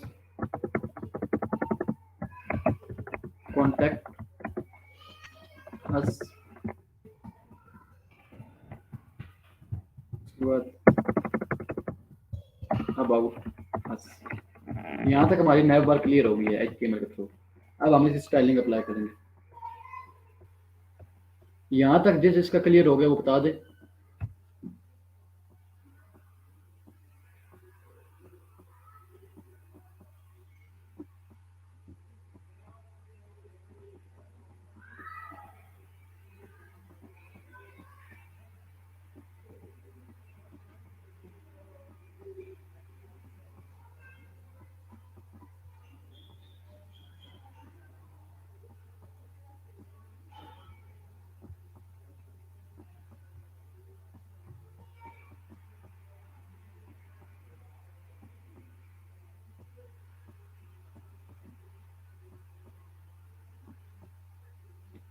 यहाँ तक कोई भी इशू है तो आप कमेंट बॉक्स बता सकते हैं।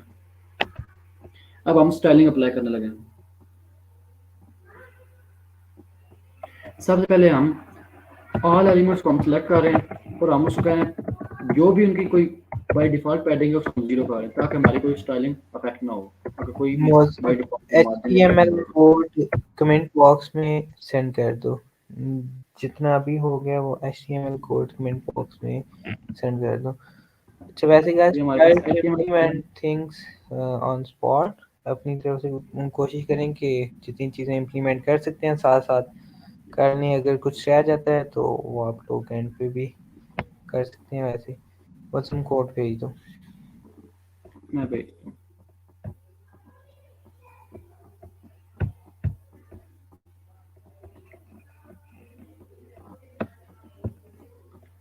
कमेंट बॉक्स में ऑप्शन दे रहा। नहीं, मैं आपको चैट में सेंड कर रहा हूँ, आप कमेंट बॉक्स में सेंड कर दें।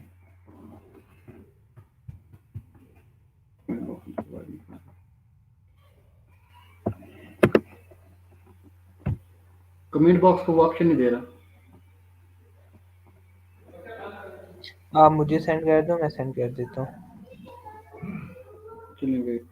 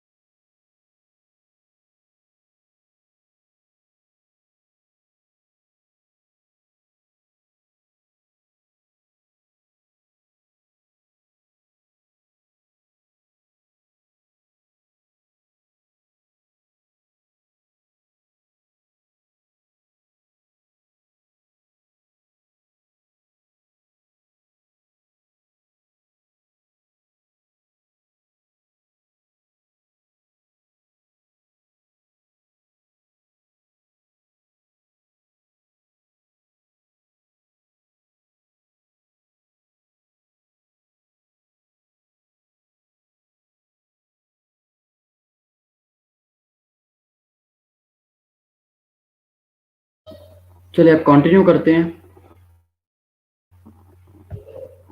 अब मैं CSS अप्लाई करने लगा हूँ। तो सबसे पहले मैंने जितने भी एलिमेंट्स हैं उन सब का पैडिंग और मार्जिन मैंने 0 कर दिए।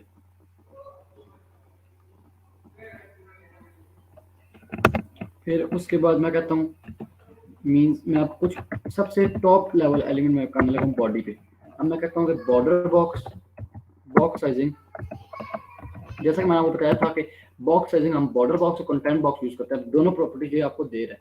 बॉर्डर बॉक्स में ये होता है कि अगर आपको एक स्पेसिफिक विड्थ दे रहे हैं तो बॉर्डर भी उसको इंक्लूड होगा और हाइट, विड्थ और हाइट में इंक्लूड होगा। अगर कोई आप कंटेंट बॉक्स यूज करते हैं तो उसकी वो विड्थ और हाइट बढ़ जाती है। और इसमें एक फॉन्ट साइज मैं स्पेसिफिक दे रहा हूँ कि वो कोई भी अगर ले तो सबका पेरेंट ये है तो वो इस लिहाज से ले ले। मैं इसको स्पेसिफिक देता हूँ 16 पिक्सल। उसके बाद मैं इस नेव टैग को सिलेक्ट करता हूँ। ये नेव टैग मैं इसके लिए अब इस एलिमेंट को सिलेक्ट कर रहा हूँ तो मैं इसका नेम दे रहा हूँ नेव। अब मैं इसको देता हूँ एक स्पेसिफिक विड्थ, मैं कहता हूँ 100 व्यू पोर्ट विड्थ, मीन्स के सारी विड्थ कवर कर ले। हाइट के लिए मैं कहता हूँ इसकी हो जाए 12 व्यू पोर्ट हाइट। मैं इसको एक बैकग्राउंड कलर देता हूँ। बैकग्राउंड कलर मैं RGBA में दे रहा हूँ।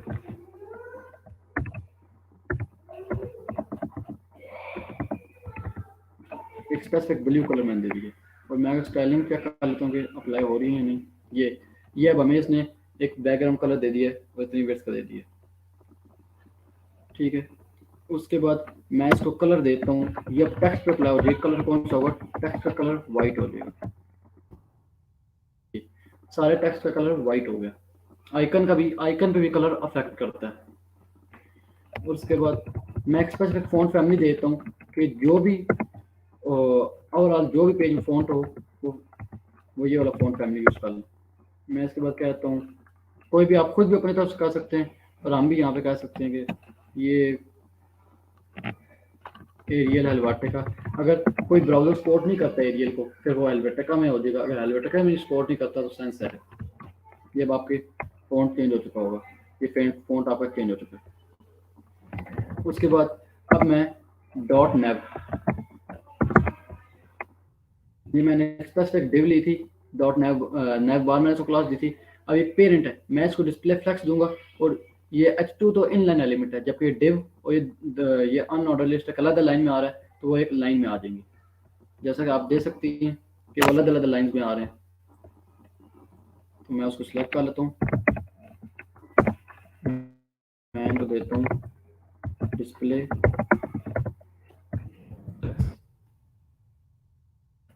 इसको मैं कहता हूँ फ्लेक्स डायरेक्शन रो कर दी तो अब वो रो में कन्वर्ट हो चुके होंगे। ये एक रो में वो आ गई। उसके बाद मैं कहता हूँ जस्टिफाई कंटेंट, मैं स्पेसिफिक दे रहा हूँ स्पेस बिटवीन। जैसा कि मैंने आपको बताया था कि अलाइनमेंट वो हमें प्रोवाइड करता है, वो एंड टू एंड लग जाएंगे। मीन्स अब ये first two elements end to end और ये दरमियान में आ गया। इसके बाद अब मैं वर्टिकल सेंटर चाहता हूँ, अलाइन आइटम्स सेंटर। ये वर्टिकल सेंटर आ जाएंगे। ये वर्टिकल सेंटर आ गए। अब मैं कहता हूँ कि ये नेव बार जो है ये उस नेव के अंदर आ रही है तो एक स्पेसिफिक मैं इसको विड्थ दे देता हूँ। मैं इसको कहता हूँ 85%। अब इसने ये स्पेसिफिक विड्थ ले ली और मैं इसको सेंटर में करना चाहता हूँ। अगर आपका यहाँ तक कोई भी इशू है तो आप कमेंट बॉक्स में बता सकते हैं।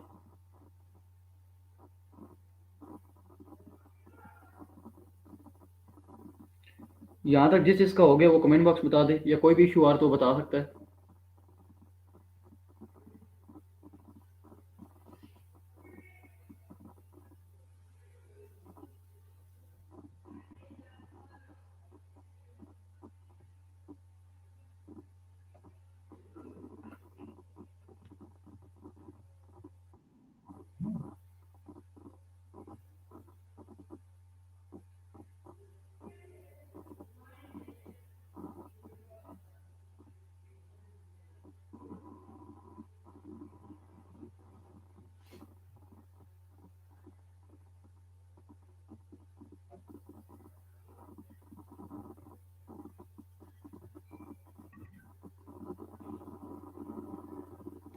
अब ये उसने स्पेसिफिक विड्थ ले लिया, मीन्स कि वो 85% उसने विड्थ ले लिया। अब मैं चाहता हूँ कि ये सेंटर में आ जाए तो मैंने जैसा कि आपको मार्जिन की प्रॉपर्टी बताई थी, अब हम वो लगाने लगे।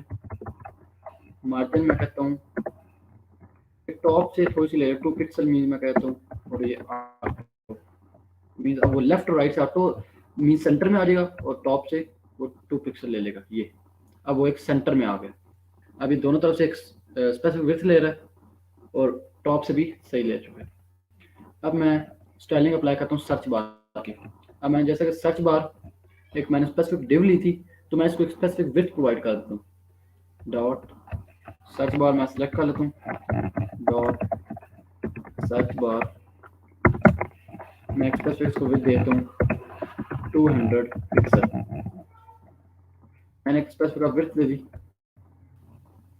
अभी इस पे कोई इफेक्ट नहीं हुआ। हमने इनपुट टैग में प्लेस होल्डर दिया, प्लेस होल्डर प्लेस कर देते हैं। प्लेस होल्डर ये होता है जो भी इनपुट टाइप टेक्स्ट के अंदर जो भी लिखा रहता है वो प्लेस उसके अंदर शो हो जाता है। ये अब आपको सर्च शो हो रहा होगा, ये प्लेस होल्डर है। मैं specific width they the search bar को।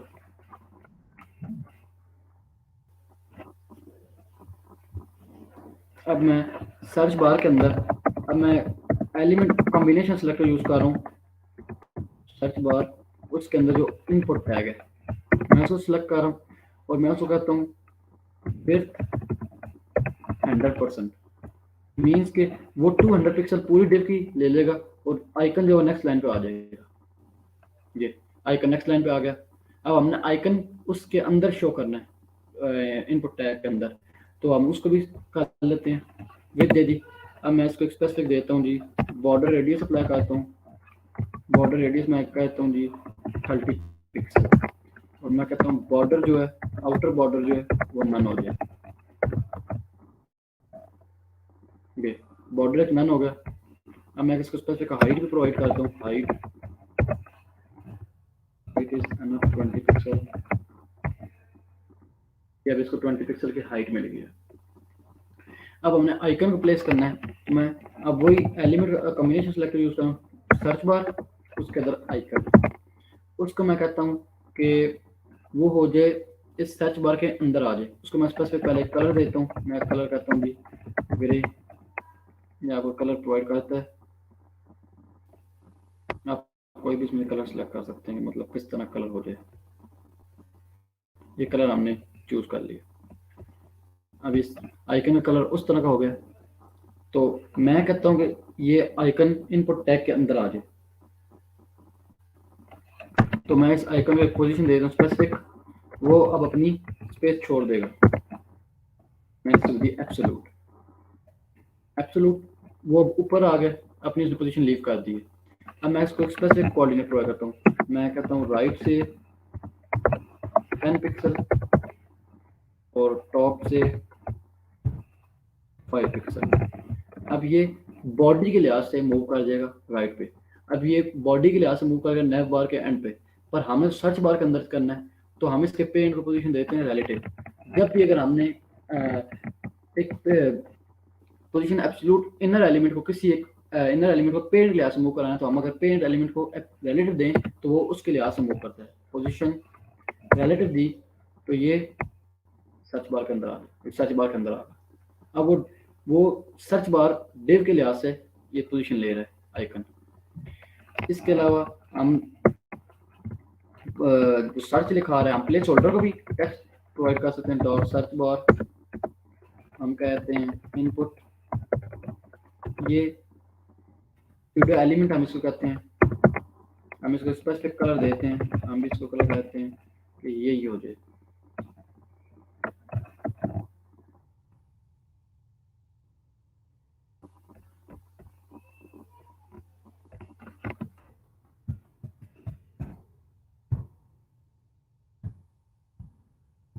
स्पेसिफिक कलर हो गया। ये अब आपको कलर नजर आ रहा होगा कि आइकन और उसका कलर सेम हो गया। आप पैडिंग लेफ्ट भी दे सकती हैं कि मींस 10 पिक्सल अगर आप कहते हैं तो 10 पिक्सल हो जाएगा। 10 पिक्सल के लिए से वो मूव कर गया। अब हमारी हाफ नेव बार क्लियर होगी। यहाँ तक किसी को इशू है तो वो पूछ सकता है।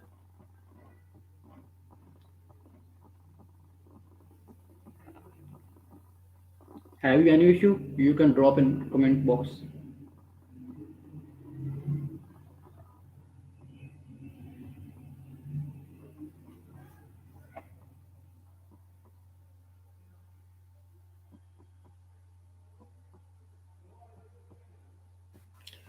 Mozilla, carry on. Okay, thank you.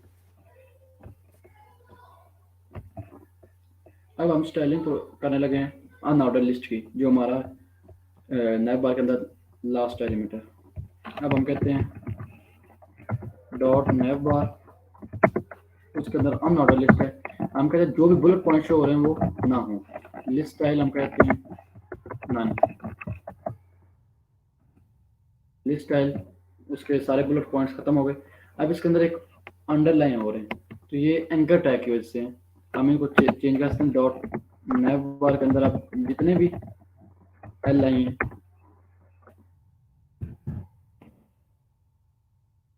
अब हम इनको सेलेक्ट कर रहे हैं, और जैसा कि आपको पता है कि ब्लॉक लेवल एलिमेंट है, अब हम इनको इनलाइन ब्लॉक में कन्वर्ट कर सकते हैं।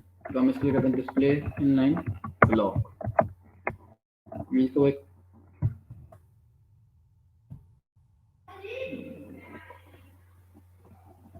इसके अंदर एक मॉडल लिस्ट टैग रह गया, अप्लाई हो जाएगी ये। अब वो एक स्पेसिफिक लाइन में आ गया।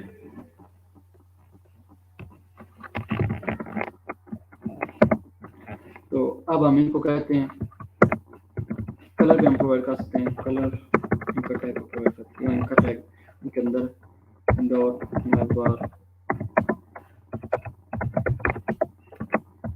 जितने भी इनका टैग है हम इनको कहते हैं जी कलर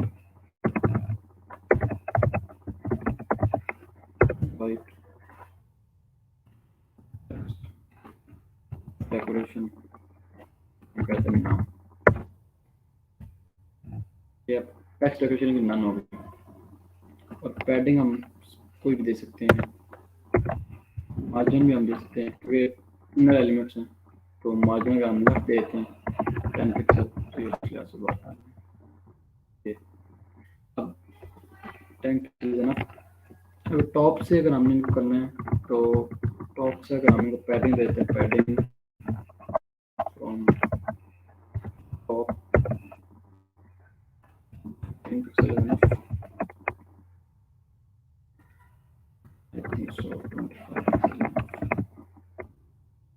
यहाँ तक हमारी नैव बार क्लियर हो गई है। इसके बाद हम सीडो क्रॉस यूज करके हाउ इफेक्ट डाल सकते हैं। हम डॉट नैव बार के अंदर, क्योंकि अभी तो हमारे पास कोई और भी एंकर टैग नहीं है, हम इस पे अप्लाई कर सकते हैं, बट हम स्पेसिफिक नैव बार को स्पेसिफाई करते हैं। स्पेसिफिक एलिमेंट्स कम कर रहे हैं यूआई के अंदर, एल आई के अंदर।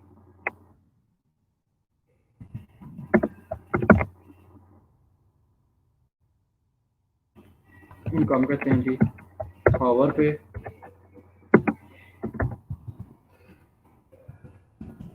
बैकग्राउंड कलर में कहता हूँ जी, पोज में कहता हूँ ब्लू हो जाए, हेडिंग में कहता हूँ 10 पिक्सल 20 पिक्सल, और बॉर्डर रेडियस में मैं सारा साइड से अगर सेम बॉर्डर चाहता हूँ तो सिंपल मैं एक अप्लाई करता हूँ 20 पिक्सल। अब मैं इनको पावर करूँगा तो इनका कलर चेंज हो जाएगा, ये कलर चेंज हो गया। चलिए मैं ये आपको कोड कमेंट बॉक्स में देता है। यहाँ तक कोई भी किसी को इशू है तो वो कमेंट बॉक्स में बता सकता है।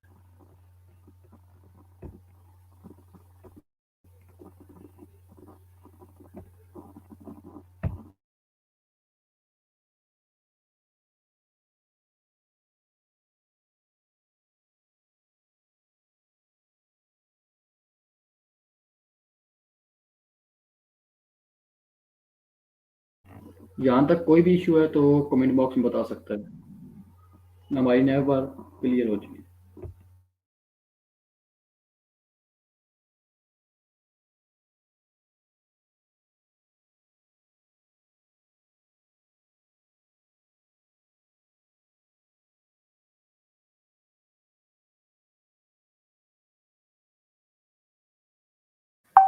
गाइस कोड मैंने व्हाट्सएप ग्रुप में शेयर कर दिया, आप लोग वहां से एक्सेस कर सकते हैं।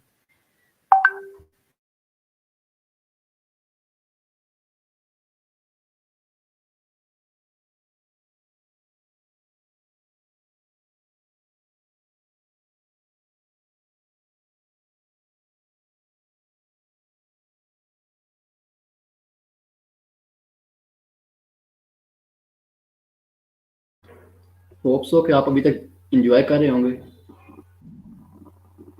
ये अगर आप साथ साथ अप्लाई करते हैं आप इनसे बहुत कुछ सीख सकते हैं। आप किस तरह के attractive I Kainchi web pages बना सकते हैं। ये एक सिंपल टिप है, अगर आप खुद भी लर्निंग स्टेज पे करें तो आपको बहुत अच्छे तरीके से आप ये सिंपल वेब पेजेस बना सकते हैं। अगर आप एडवांस लेवल जाना चाहते हैं तो आप प्रैक्टिस से एडवांस लेवल पे मूव कर सकते हैं। होप सो आप इंजॉय कर रहे होंगे।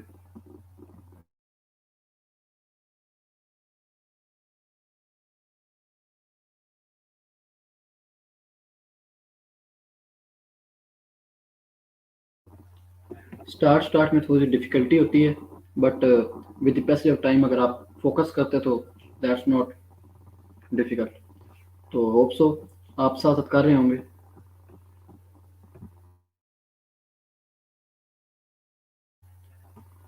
Yes, A is for anchor tag. हम इसमें कोई भी लिंक्स ऐड कर सकते हैं। अगर हमने एक पेज से नेक्स्ट पेज मूव करना है तो आप किसी भी वेबसाइट का लिंक दे सकते हैं, जस्ट लाइक यूट्यूब। अगर आपने एक पेज से नेक्स्ट पेज मूव करना है तो आप HTML का नेक्स्ट पेज का भी टैग दे सकते हैं। या राइट।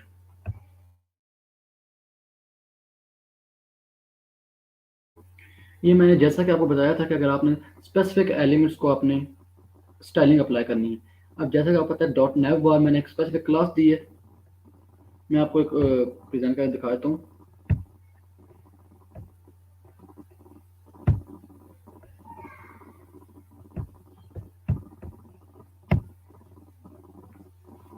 होप सो मेरी स्क्रीन आपको विजिबल होगी। अब मैंने यहाँ पे डॉट नेव बार के अंदर मैंने स्पेसिफिक नेव बार बनाई है। उसके अंदर मैं कहता हूँ कि ये अनऑर्डर लिस्ट है। मैंने स्पेसिफिक एक अनऑर्डर लिस्ट को सिलेक्ट किया है। उसके बाद हम एक स्पेसिफिक लिंक एक LI टैग है, उसके अंदर हम एक एंकर टैग को स्टाइलिंग अप्लाई कर रहे हैं। ये उस वजह से हमने उसको स्टाइलिंग के लिए हमने पहले डॉट नेव बार को यूज़ किया है। उसके अंदर हमने और अनऑर्डर लिस्ट, उसके अंदर हम LI जो भी है उसके अंदर एंकर टैग हम एक स्पेसिफिक को सिलेक्ट करें ना। अगर आप मल्टीपल वेब पेज देखते हैं तो आप इस तरह ही देख रहे होंगे। आप मल्टीपल आप लिंक को भी एक अलग क्लास दे दें तो आप स्पेसिफिक अप्लाई कर सकते हैं। बट मैं अगर प्रेफरेंस मैं ये यूज़ की है।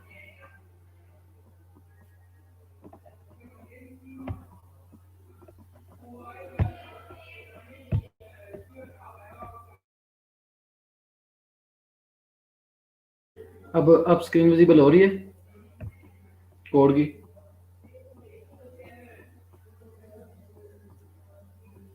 Kindly confirm.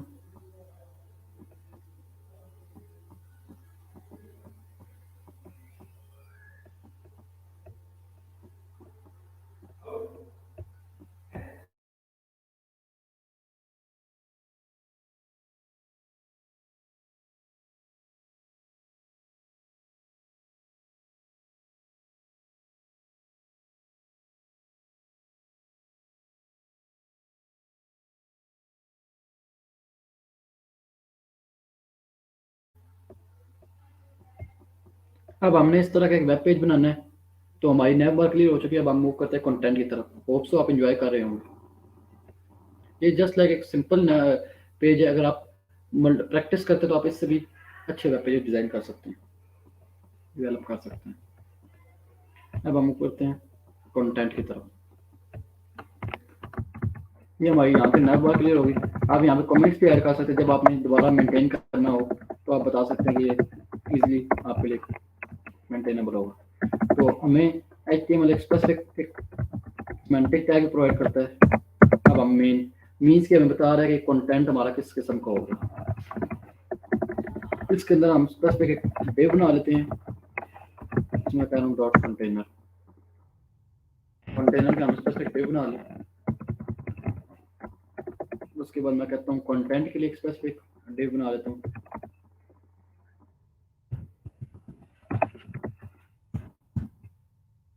उसके अंदर हमारी एक स्पेसिफिक हेडिंग आ जाएगी जिसमें कहता हूँ बाय और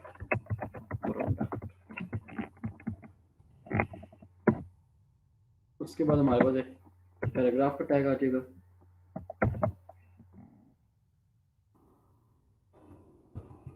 अगर हम कोई भी हम पैराग्राफ डालना है तो हमें एक स्पेसिफिक प्रोवाइड करता है। हम सिर्फ लॉरम लिखते हैं तो हमें खुद ऑटोमेटिक जनरेट करता है कंटेंट। उसके बाद हम 20 लिखते हैं, हमें 20 बार का कंटेंट चाहिए।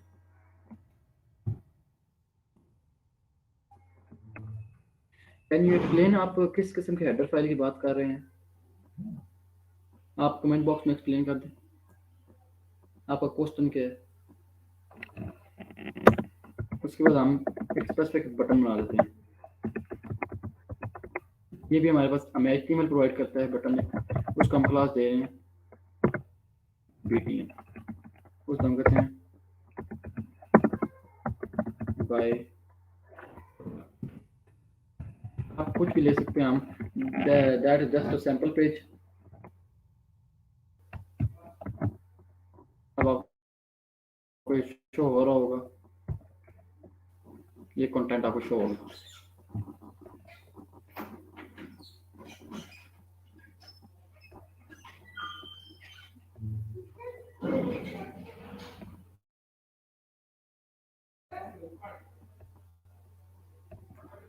उसके बाद हम स्पेसिफिक हम एक इमेज बना लेते हैं। इमेज के लिए हम यूज कर लेते हैं एक्चुअली BTN। हम एक स्पेसिफिक उसको क्लास दे रहे हैं, उसके बाद हम स्टाइल अप्लाई करेंगे। आप कोई भी क्लास का नेम दे सकते हैं, पर सिंपल हम इसलिए यूज करेंगे हमें पता चल जाए कि BTN का मतलब बटन है, इन सिंपल वर्ड्स। उसके बाद हम एक स्पेसिफिक इमेज के लिए हम एक अलग डिव बना रहे हैं ताकि हम उसको स्पेसिफिक विड्थ दे दें। हम इमेज डालेंगे, वो एक इमेज टैग के थ्रू हम इमेज डाल सकते हैं। स्पेसिफिक हम एक डिव दे दिए ताकि वो उस लिहाज से विड्थ हाइट कवर कर ले। ठीक है, यहाँ पे हम एक इमेज टैग यूज कर रहे हैं। जैसा कि आपने लास्ट मॉड्यूल पढ़ा होगा कि हम इमेज किस तरह यूज कर सकते हैं। तो यहाँ पे अपने इमेज का पाथ देना होता है, तो हम जाते हैं कोई भी हम एक इमेज सेलेक्ट कर लेते हैं, जस्ट लाइक आप कहते हैं प्रोडक्ट्स इमेज।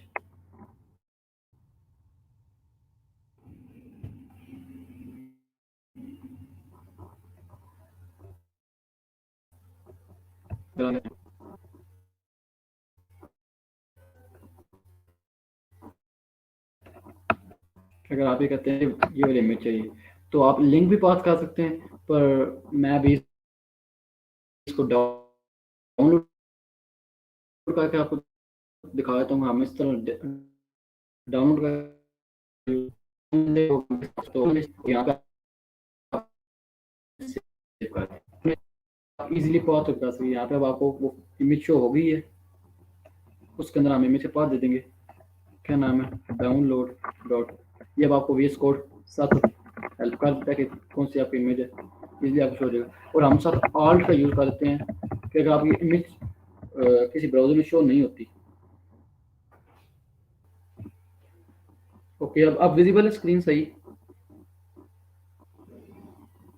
तो हम ऑल्ट का हम इसलिए यूज कर देते हैं कि अगर आपकी सपोज स्क्रीन किसी वजह से इमेज आपकी शो नहीं होती तो आप उसकी जगह आपका इमेज का टेक्स्ट यूज होता है।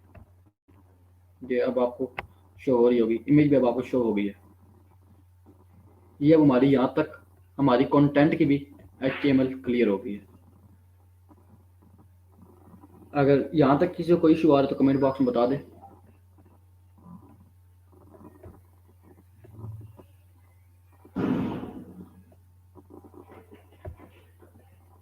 अभी हम 2 to 3 मिनट्स का पॉज ले लेते हैं कि अगर किसी को कोई इशू है तो बता दें, फिर हम CSS की तरफ मूव करते हैं।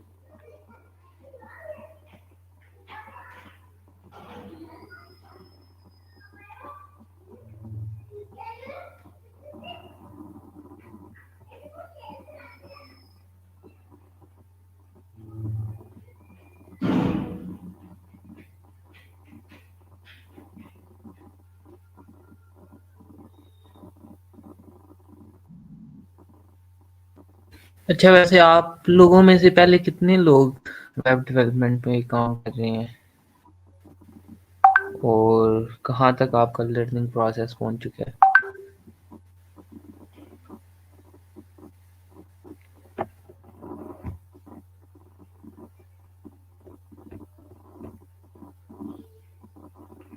ये अब हम इसके CSS की तरफ मूव करेंगे। इसके बाद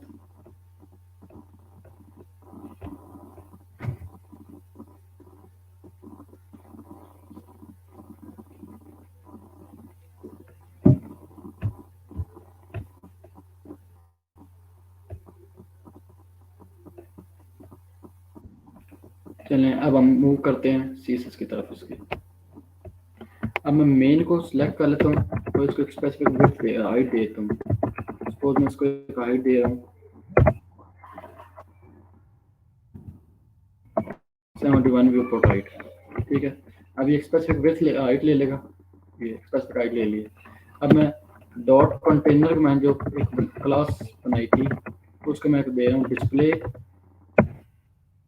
फ्लेक्स, क्योंकि अब आप देख सकते हैं कि 2 डिव्स मैंने लिए हैं, तो अब उसने डिव्स को एक रो में ले आया, अलाइनमेंट कर दिया उसने सिर्फ खुद ही, क्योंकि अब 2 डिव्स थी वो ब्लॉक लेवल एलिमेंट्स थी तो नेक्स्ट लाइन मूव कर थी, बट उसने खुद स्पेसिफाई कर दिया। उस बाद हम कहते हैं फ्लेक्स डायरेक्शन रो निकाल दी है। उसके बाद हम कहते हैं जस्टिफाई कंटेंट, मैं इसको कहता हूँ सेंटर में आ जाए, तो वो सेंटर में आ जाएगी, इस सेंटर में आ जाएगी, बट वो स्पेसिफिक विड्थ ले रहा है, मैं इसको स्पेसिफिक विड्थ भी देता हूँ डॉट कंटेंट, तो मैं स्पेसिफिक विड्थ दे दूँ, मैं कहता हूँ 500 पिक्सल की स्पेसिफिक विड्थ है। अब मैं कंटेनर के अंदर जो कंटेंट है मैं उसको स्पेसिफिक विड्थ दे रहा हूँ, तो वो उसके अंदर लिहाज से मूव कर दिए। अब वो सेंटर में आ गई। अब मैं चाहता हूँ कि इनके दरमियान में कुछ गैप आ जाए, गैप मैं कहता हूँ उसको 30 पिक्सल इज इनफ। अब वो गैप आ गया, या हम ये भी कह सकते हैं 100 पिक्सल भी अगर हम कह दें तो वो भी इनफ है। फिर हम उसके बाद कहते हैं कि वर्टिकली भी सेंटर हो जाए, तो मैं कहता हूँ अलाइन आइटम्स सेंटर, फिर वर्टिकली भी ये वर्टिकली सेंटर हो गया इमेज के लिहाज से। अब मैं इसको, अब मैं कंटेनर को ऊपर से मैं सेट करना चाहता हूँ, तो मैं इसको देता हूँ मेन को भी मैं देता हूँ, तो मेन को भी दे सकता हूँ, वो मैं कंटेनर दे जो कंटेनर को भी दे सकता हूँ मार्जिन टॉप। कंटेनर को मैं कहता हूँ उसको 30 पिक्सल, वो नए वाले तरह मूव कर 30 पिक्सल इसको मैं इसको 150 पिक्सल कहता हूँ, that's too big as well, 80 pixel is enough, I think so, yeah, that's enough। फिर उसके बाद मैं अगर स्पेसिफिक अगर हेडिंग को मैं सेलेक्ट करता हूँ डॉट कंटेंट, हमारे पास राइट टू मल्टीपल और भी एलिमेंट्स हैं, उनकी स्टाइलिंग में अप्लाई और स्पेसिफिक मैं इसको एच को सेलेक्ट कर रहा हूँ, मैं कहता हूँ फॉन्ट साइज, इसको मैं स्पेसिफिक दे रहा हूँ 30 पिक्सल, 30 पिक्सल अप्लाई हो गया। उसके बाद मैं कहता हूँ डॉट कंटेंट के अंदर स्पेसिफिक पैराग्राफ है, उसको मैं कहता हूँ कलर हो जाए ये वाला कलर मैं दे देता हूँ, और मैं उसको कहता हूँ कि इसका एक फॉन्ट साइज भी स्पेसिफिक मैं डिफाइन करता हूँ, मैं कहता हूँ 16 पिक्सल इज इनफ। ये that's too dull, I can also change the color accordingly, now it work right। उसके बाद मैं कहता हूँ कि अगर हेडिंग है वो ले लें मार्जिन बॉटम, मार्जिन कहता हूँ मार्जिन बॉटम इसको 20 पिक्सल, ये उसने वहाँ से ले ली। अब पैराग्राफ को भी मैं एक मार्जिन बॉटम देता हूँ, होप सो आपको क्लियर हो रहा है जी। अब वो वहाँ से एक मार्जिन ले रहा है।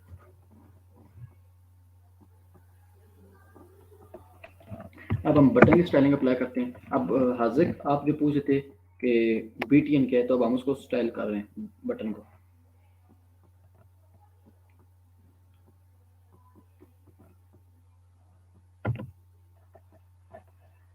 डॉट BTN का मैंने सेलेक्ट कर लिया।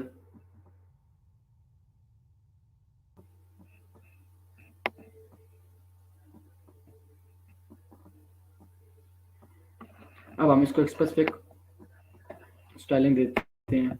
मैं तो कहता हूँ बैकग्राउंड कलर, मैं वही वाला RGB मोड मैं कहता हूँ 0 123 वाला, ये हो गया।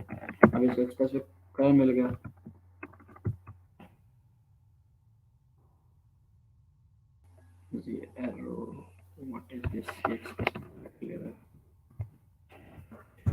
अब मैं इसको कहता हूँ एक कलर, मैं इसके अंदर कहता हूँ वाइट हो जाए, टेक्स्ट का कलर, टेक्स्ट का वाइट हो गया। मैं इसको कहता हूँ बॉर्डर लाइन, उसमें कहता हूँ पैडिंग ले लो स्पेसिफिक, मैं कहता हूँ 12 पिक्सल फ्रॉम टॉप और bottom and right from right, ये अब हमें एक स्पेसिफिक इसने स्टाइलिंग प्रोवाइड कर दी। अब इसके बाद हम एक बॉर्डर रेडियस देते हैं। अब हम कम करना चाहते हैं तो मैं इसको कहता हूँ जी सपोज 50 पिक्सल इज इनफ। ये हमारा वैसा एक बटन तैयार हो गया, रेडी हो गया। उसके बाद मैं अब इमेज को एक स्पेसिफिक विड्थ देना चाहता हूँ। पहले मैं इस इमेज के डिव को एक स्पेसिफिक विड्थ दे रहा हूँ ताकि इमेज उस लिहाज से ले ले। हम वैसे भी इमेज का टैग यूज कर सकते हैं, पर मैं डिव को प्रेफर कर रहा हूँ। डॉट इमेज, मैं इसको विड्थ दे रहा हूँ, मैं कहता हूँ 500 पिक्सल। अभी इस पर कोई इफेक्ट नहीं होगा। अब मैं जब इस पे इमेज को दूंगा ना, डॉट इमेज के अंदर जो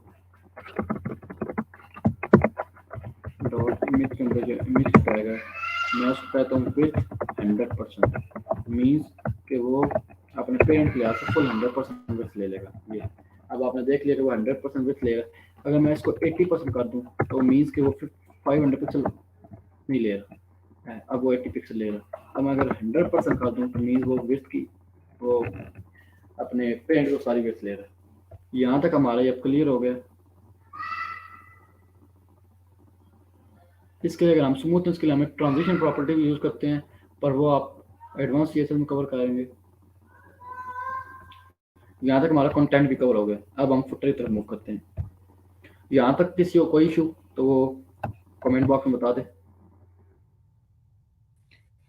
अच्छा, हम थोड़ी देर वेट कर लेते हैं ताकि अगर किसी का कोई इशू है तो वो रिजॉल्व हो जाए। मुअज़्ज़म स्क्रीन शेयर ही रखना। अच्छा साद, आप कौन सी यूनिवर्सिटी से हैं?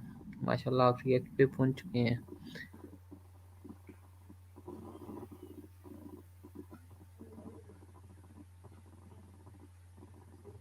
साद ने हमें ज्वाइन किया हुआ है या चले गए हैं कहीं?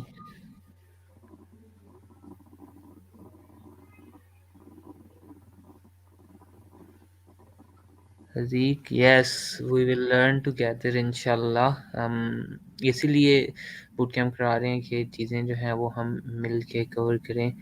और ओके, तो साद पंजाब यूनिवर्सिटी से। Best of luck brother, keep on going. Muazzam एक बार CSS फाइल भी सामने कर दो ताकि किसी का कोई इशू हो तो वो देख लें। You guys can match code. हम यहाँ तक कवर कर चुके हैं।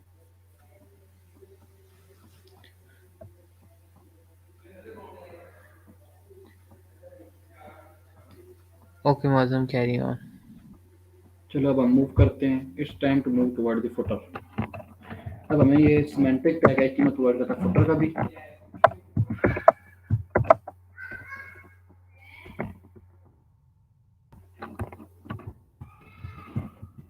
यहाँ पे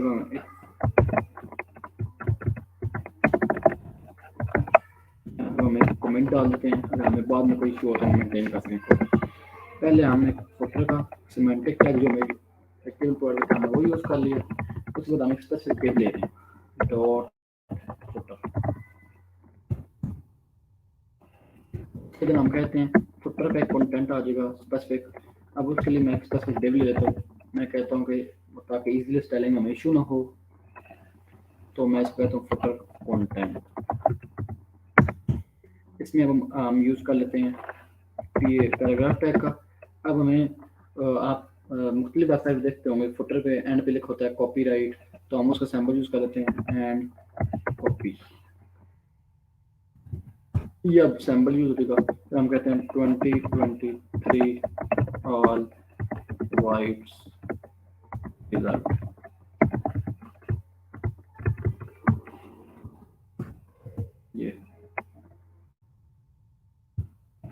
ये हमारे पास लिखा आ गया, कॉपीराइट का सैम्पल आ गया और राइट्स रिजल्ट। उसके बाद हम कहते हैं, अब अक्सर आप फुटर में देखते होंगे आइकन होते हैं सोशल मीडिया के आइकन्स, तो आप वो भी यूज कर सकते हैं। हम वही अब हम यूज करने लगे फुटर। मैं कहता हूँ लिंक्स भी कर सकता हूँ, आइकन भी कर सकता हूँ, जो आप क्लास करेंगे। फिर हम मूव करेंगे नेक्स्ट आइकन की तरफ। यहाँ से हम पहले स्पेसिफिक ले लेते हैं। पहले हम ले लेते हैं लिंक्डइन का। आप देखते होंगे लिंक्डइन पे ये लिंक्डइन का आपका HTML का उन्होंने टैग प्रोवाइड कर दिया।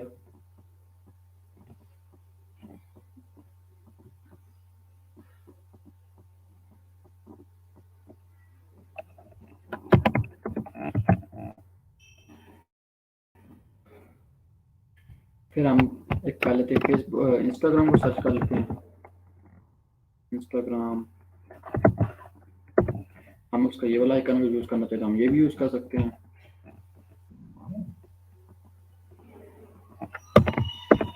ये हमारे पास इंस्टाग्राम का आइकन आ गया।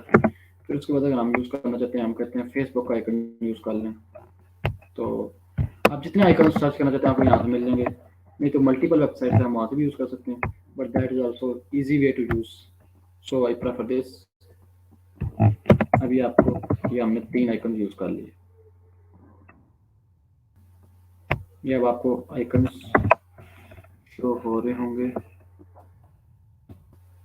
कोई इशू आ रहा है इसका, देख लेते हैं।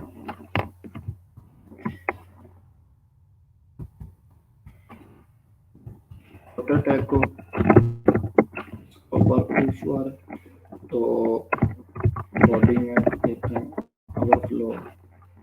अब ओवरफ्लो का आ रहा है, मैं इसको कहता हूँ हिडन। वो ये हमारा ओवरफ्लो खत्म हो गया। अब हम यूज कर लेते हैं फुटर को। फुटर जब हम स्पेसिफिक देते हैं, फुटर को मैं स्पेसिफिक हाइट देता हूँ, और मैं करता हूँ height 12 view foot height. Background colour मैं देता हूँ, ये वाला कलर मैं इसको देता हूँ, ये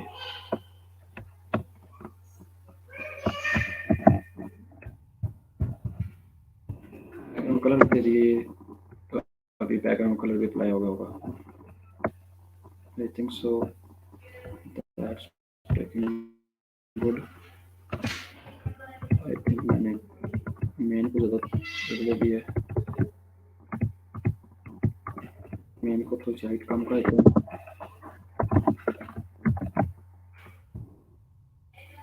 दैट्स इनफ।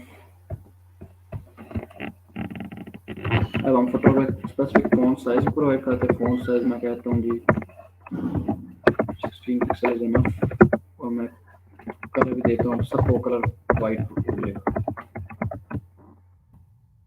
अब सबका कलर वाइट हो गया, तो मैं इसके अंदर एक डॉट फुटर सेलेक्ट कर रहा हूँ जो मैंने डिव बनाई थी, ये फुटर वाली। मैं इसको सेलेक्ट कर रहा हूँ, उसको मैं स्टाइल दे रहा हूँ डिस्प्ले फ्लेक्स। अब 2 डिव्स थे वो अलग अलग रो में आ रहे थे, अब वो एक रो में आ गया। मींस अब मैं कहता हूँ जी फ्लेक्स डायरेक्शन रो, जस्टिफाई कंटेंट स्पेस बिटवीन, मैं कहता हूँ कि वो एंड टू एंड हो जाए, एंड टू एंड। तो वो एंड टू एंड हो गए, तो मैं इनको स्पेसिफिक सेंटर में लाना चाहता हूँ, तो अब हम दोबारा वो यूज़ कर देंगे। मल्टी के लिए अभी मैं सेंटर में लाना चाहता हूँ इनको, तो मैं वो करता हूँ line item centre. Vertically centre में आ गया, वर्टिकली आई थिंक वर्क नहीं कर रहा।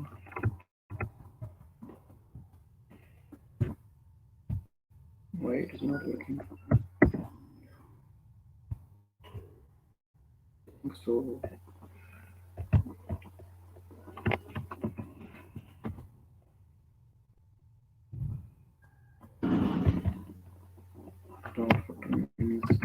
space between is working. I think so. They are vertically center हो चुके हैं, वो vertically उनका अलाइनमेंट सेंटर है। ऊपर से हमने कोई मार्जिन नहीं दिया, वर्टिकली अपने सेंटर है। इन जगह में चेक कर सकते हैं। मैं कहता हूँ जी पैडिंग फ्रॉम टॉप, मैं कहता हूँ जी 15।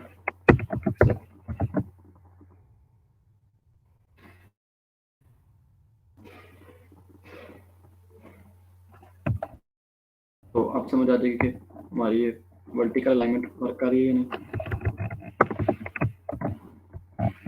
वर्टिकली सेंटर वो अलाइन करते हैं इक्वली, कि वो इक्वल में अलाइन हो जाए। अभी हम वर्टिकली भी अलाइन सेंटर कराते हैं, तो ये अभी इक्वली भी सेंटर हो जाएंगे। जब इक्वली हो जाएंगे, वर्टिकली भी इक्वली सेंटर में आ गए, तो मैं चाहता हूँ कि ये हॉरिजॉन्टली भी साइड से कुछ स्पेस ले लें। तो मैं इसको विद देता हूँ 85% या आप 90% जो भी दे दें, फिर हम मार्जिन वाला दोबारा यूज़ कर लें। मार्जिन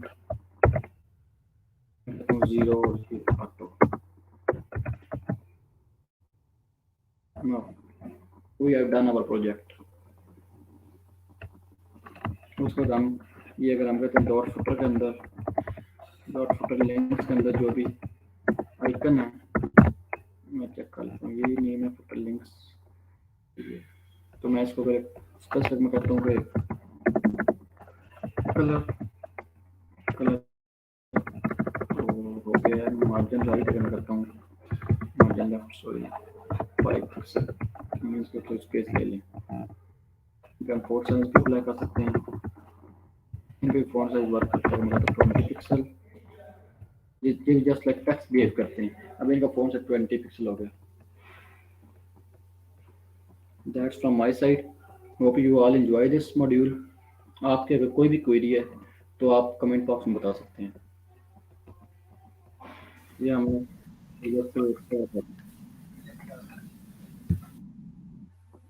इसके अलावा अगर आपने सोशल मीडिया आइकन्स का लिंक भी देना हो तो आप ये इनको एंकर टैग के अंदर यूज कर सकते हो, तो आप लिंक प्रोवाइड कर सकते हैं।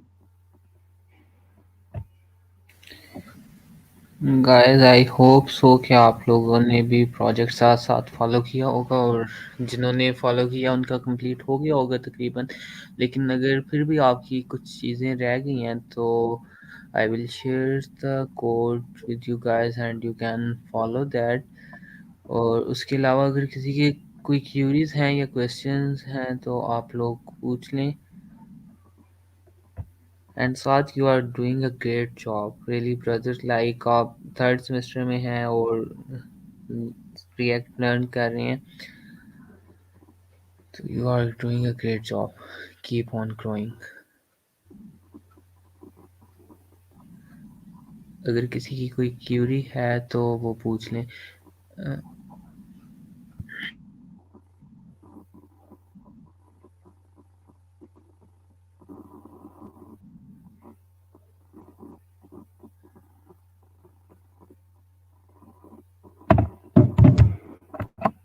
अगर आप कोई भी क्वेरी है तो आप कमेंट बॉक्स में पूछ सकते हैं।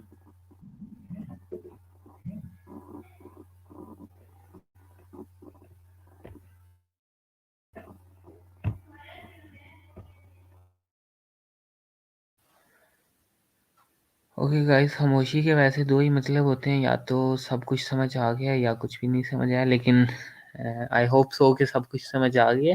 और अगर नहीं भी आया तो feel free to contact me. मैंने अपने सोशल्स ऑलरेडी पहले शेयर कर चुका हूँ मैं। और उसके अलावा अगर कोई भी मसला हो web development related, you want any guidance, तो आप लोग मेरे से कांटेक्ट कर सकते हैं। और उसके अलावा जैसा कि हमने शुरू में कहा था कि हर मॉड्यूल के एंड पे एक प्रैक्टिस प्रोजेक्ट होगा, जिसका पर्पस ये है कि आप लोग अपनी स्किल्स जो हैं उनके हैंड्स ऑन स्किल जो हैं वो आपको मिल जाएं। आप लोगों ने जो भी मॉड्यूल में लर्न किया है वो चीज़ें जो है आप इम्प्लीमेंट कर सकें। और इस मॉड्यूल के लिए जो प्रोजेक्ट है वो ये है कि आप लोगों को ये जो सामने पेज नज़र आ रहा है ये आप लोगों ने डिज़ाइन करना है with the help of HTML and CSS। Basically इसमें जो आज हमने फ्लेक्स बॉक्स यूज़ किया है वो यूज़ हो रहा है ज़्यादा जगहों पे। अगर आप लोग एनालाइज करें तो आपको इजीली पता चल जाएगा, इतना मुश्किल प्रोजेक्ट नहीं है, काफ़ी सिंपल प्रोजेक्ट है। और सिंपल प्रोजेक्ट रखने का पर्पज़ यही था कि अगर एक न्यूबी स्टार्ट कर रहा है हमारे साथ तो उसके लिए प्रोजेक्ट बनाना जो है वो आसान हो, और वो ताकि चीज़ें अच्छी तरह से लर्न कर सके। तो आप लोगों ने ये प्रोजेक्ट कंप्लीट करना है, और उसके बाद आप लोगों ने कोड जो है वो कोड पेन एक वेबसाइट है, आई will share the link in WhatsApp group. आप लोग नोट भी बेशक कर लें कि कोड पेन वेबसाइट है, वहाँ पे जाके आप लोगों ने अपना कोड पेस्ट करना है और अपने पेन का लिंक जो है वो शेयर करना है। I will create a Google form for submission of project. तो आप लोगों को उस फॉर्म में जो है अपने पेन का लिंक जो है वो शेयर करना है। और प्रोजेक्ट की सबमिशन इसलिए ज़रूरी है क्योंकि आप लोगों की जो सर्टिफिकेशन है इस मॉड्यूल की वो आप लोगों की प्रोजेक्ट की बेस पे है। तो अगर आप लोग प्रोजेक्ट सबमिट कराएंगे तो आप लोगों को सर्टिफिकेशंस मिलेंगी और उन सर्टिफिकेशंस को आप लोग अपने सोशल्स पर पोस्ट कर सकते हैं, आप लोग अपनी पोर्टफोलियोज़ में ऐड कर सकते हैं और इस प्रोजेक्ट को भी यकीनन आप ऐड कर सकते हैं। अगर आप पोर्टफोलियो बनाते हैं तो उसमें इस प्रोजेक्ट को भी ऐड कर सकते हैं। ओके, अगर अभी किसी का कोई क्वेश्चन है प्रोजेक्ट सबमिशन के रिलेटेड तो यस, प्रोजेक्ट इमेज मैं व्हाट्सएप कर देता हूँ और प्रोजेक्ट से रिलेटेड जो इनिशियल कुछ कलर्स चाहिए होंगे जैसे आपको, और ये जैसे एक इमेज चूज़ हो रही है ये, तो प्रोजेक्ट के जो रिसोर्सेज हैं वो आपके साथ मैं शेयर कर देता हूँ। और प्रोजेक्ट सबमिशन की जो डेडलाइन है वो हमारे पास ट्यूसडे 12 AM तक है। ट्यूसडे रात को हमारा फॉर्म जो है वो बंद हो जाएगा। आपने ट्यूसडे से पहले सबमिशन जो है वो करवानी है। लाइक ट्यूसडे का पूरा दिन आपके पास होगा। आप लोग इतना मुश्किल प्रोजेक्ट नहीं है। तो आई थिंक कि अगर मैं वैसे बनाना चाहूँ तो मुझे 30 मिनट्स लगे मे बी, लेकिन एक न्यूबी के लिए भी मेरे ख्याल में 1 से 2 आवर्स में ये कंप्लीट हो जाएगा। और एक और चीज़ कि आप लोगों ने प्रोजेक्ट के एंड पे फुटर ऐड करना है और फुटर में आप लोगों ने अपना नाम ऐड करना है। फुटर में आप लोग अपना नाम मेंशन करेंगे और फिर आप लोग सबमिशन कराएँगे। तो any question related to project submission या कोई क्वेश्चन आप लोगों का है तो पूछ लें काइंडली।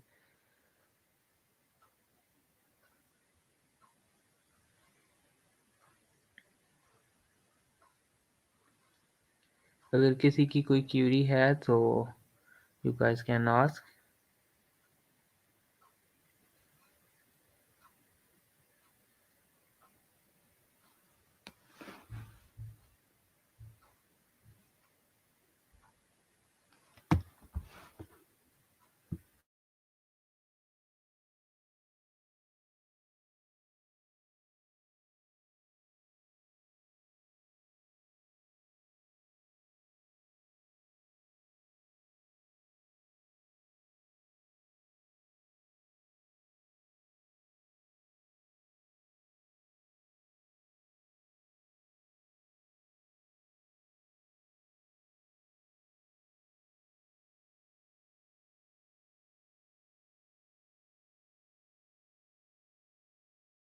ओके गाइस, अगर किसी का कोई क्वेश्चन नहीं है तो हम जो है वो अपना अच्छा, एक क्वेश्चन मेरे पास आया था कि पोजीशन जो है वो फिक्स्ड और let me check, sticky position जो है वो क्यों प्रेफर्ड है फिक्स्ड पोजीशन से। तो स्टिकी पोजीशन जो है वो आपके पास बेसिकली जो आपका एलिमेंट है, अगर आपने कहीं पे भी उसकी प्लेसमेंट की हुई है तो एक जगह पे स्टिकी पोजीशन का मतलब ये है कि अगर आप स्क्रॉल अप डाउन कर रहे हैं तो वो अपनी पोजीशन जो है वो लूज़ नहीं करता। लेट्स सपोज़ अगर आपने सेंटर में किसी एलिमेंट को प्लेस कर दिया और स्टिकी पोजीशन कर दिया तो वो अपनी पोजीशन जो है वो लूज़ नहीं करेगा। तो ये होता है स्टिकी पोजीशन का पर्पस। और उसके अलावा प्रोजेक्ट सबमिट कराना ना भूलिएगा। प्रोजेक्ट सबमिशन की डेडलाइन जो है वो हमारे पास ट्यूसडे नाइट तक है। आप लोग सबमिट करा सकते हैं, 3 डेज़ हैं। और बाकी project related content I will share on WhatsApp group. बाकी guys, thank you so much for joining us and बाकी मॉड्यूल्स में भी हमें ज्वाइन कीजिएगा। इंशाल्लाह we will learn together and I can't say कि आप लोग आउट मॉड्यूल्स के बाद फुल स्टैक डेवलपर बन जाएंगे, but we will explore different things together and we will learn a lot of new things and we will explore web development domain together. So thank you so much. That's all from our side. If you have any query, अगर अभी भी नहीं तो WhatsApp group में आप पूछ सकते हैं। आप लोग मुझे लिंक्डइन पे कांटेक्ट कर सकते हैं, डीएम कर सकते हैं। I am available at any time. So thank you so much and अल्लाह हाफिज़। Take care, let's grow together and learn coding. Okay guys, Allah Hafiz.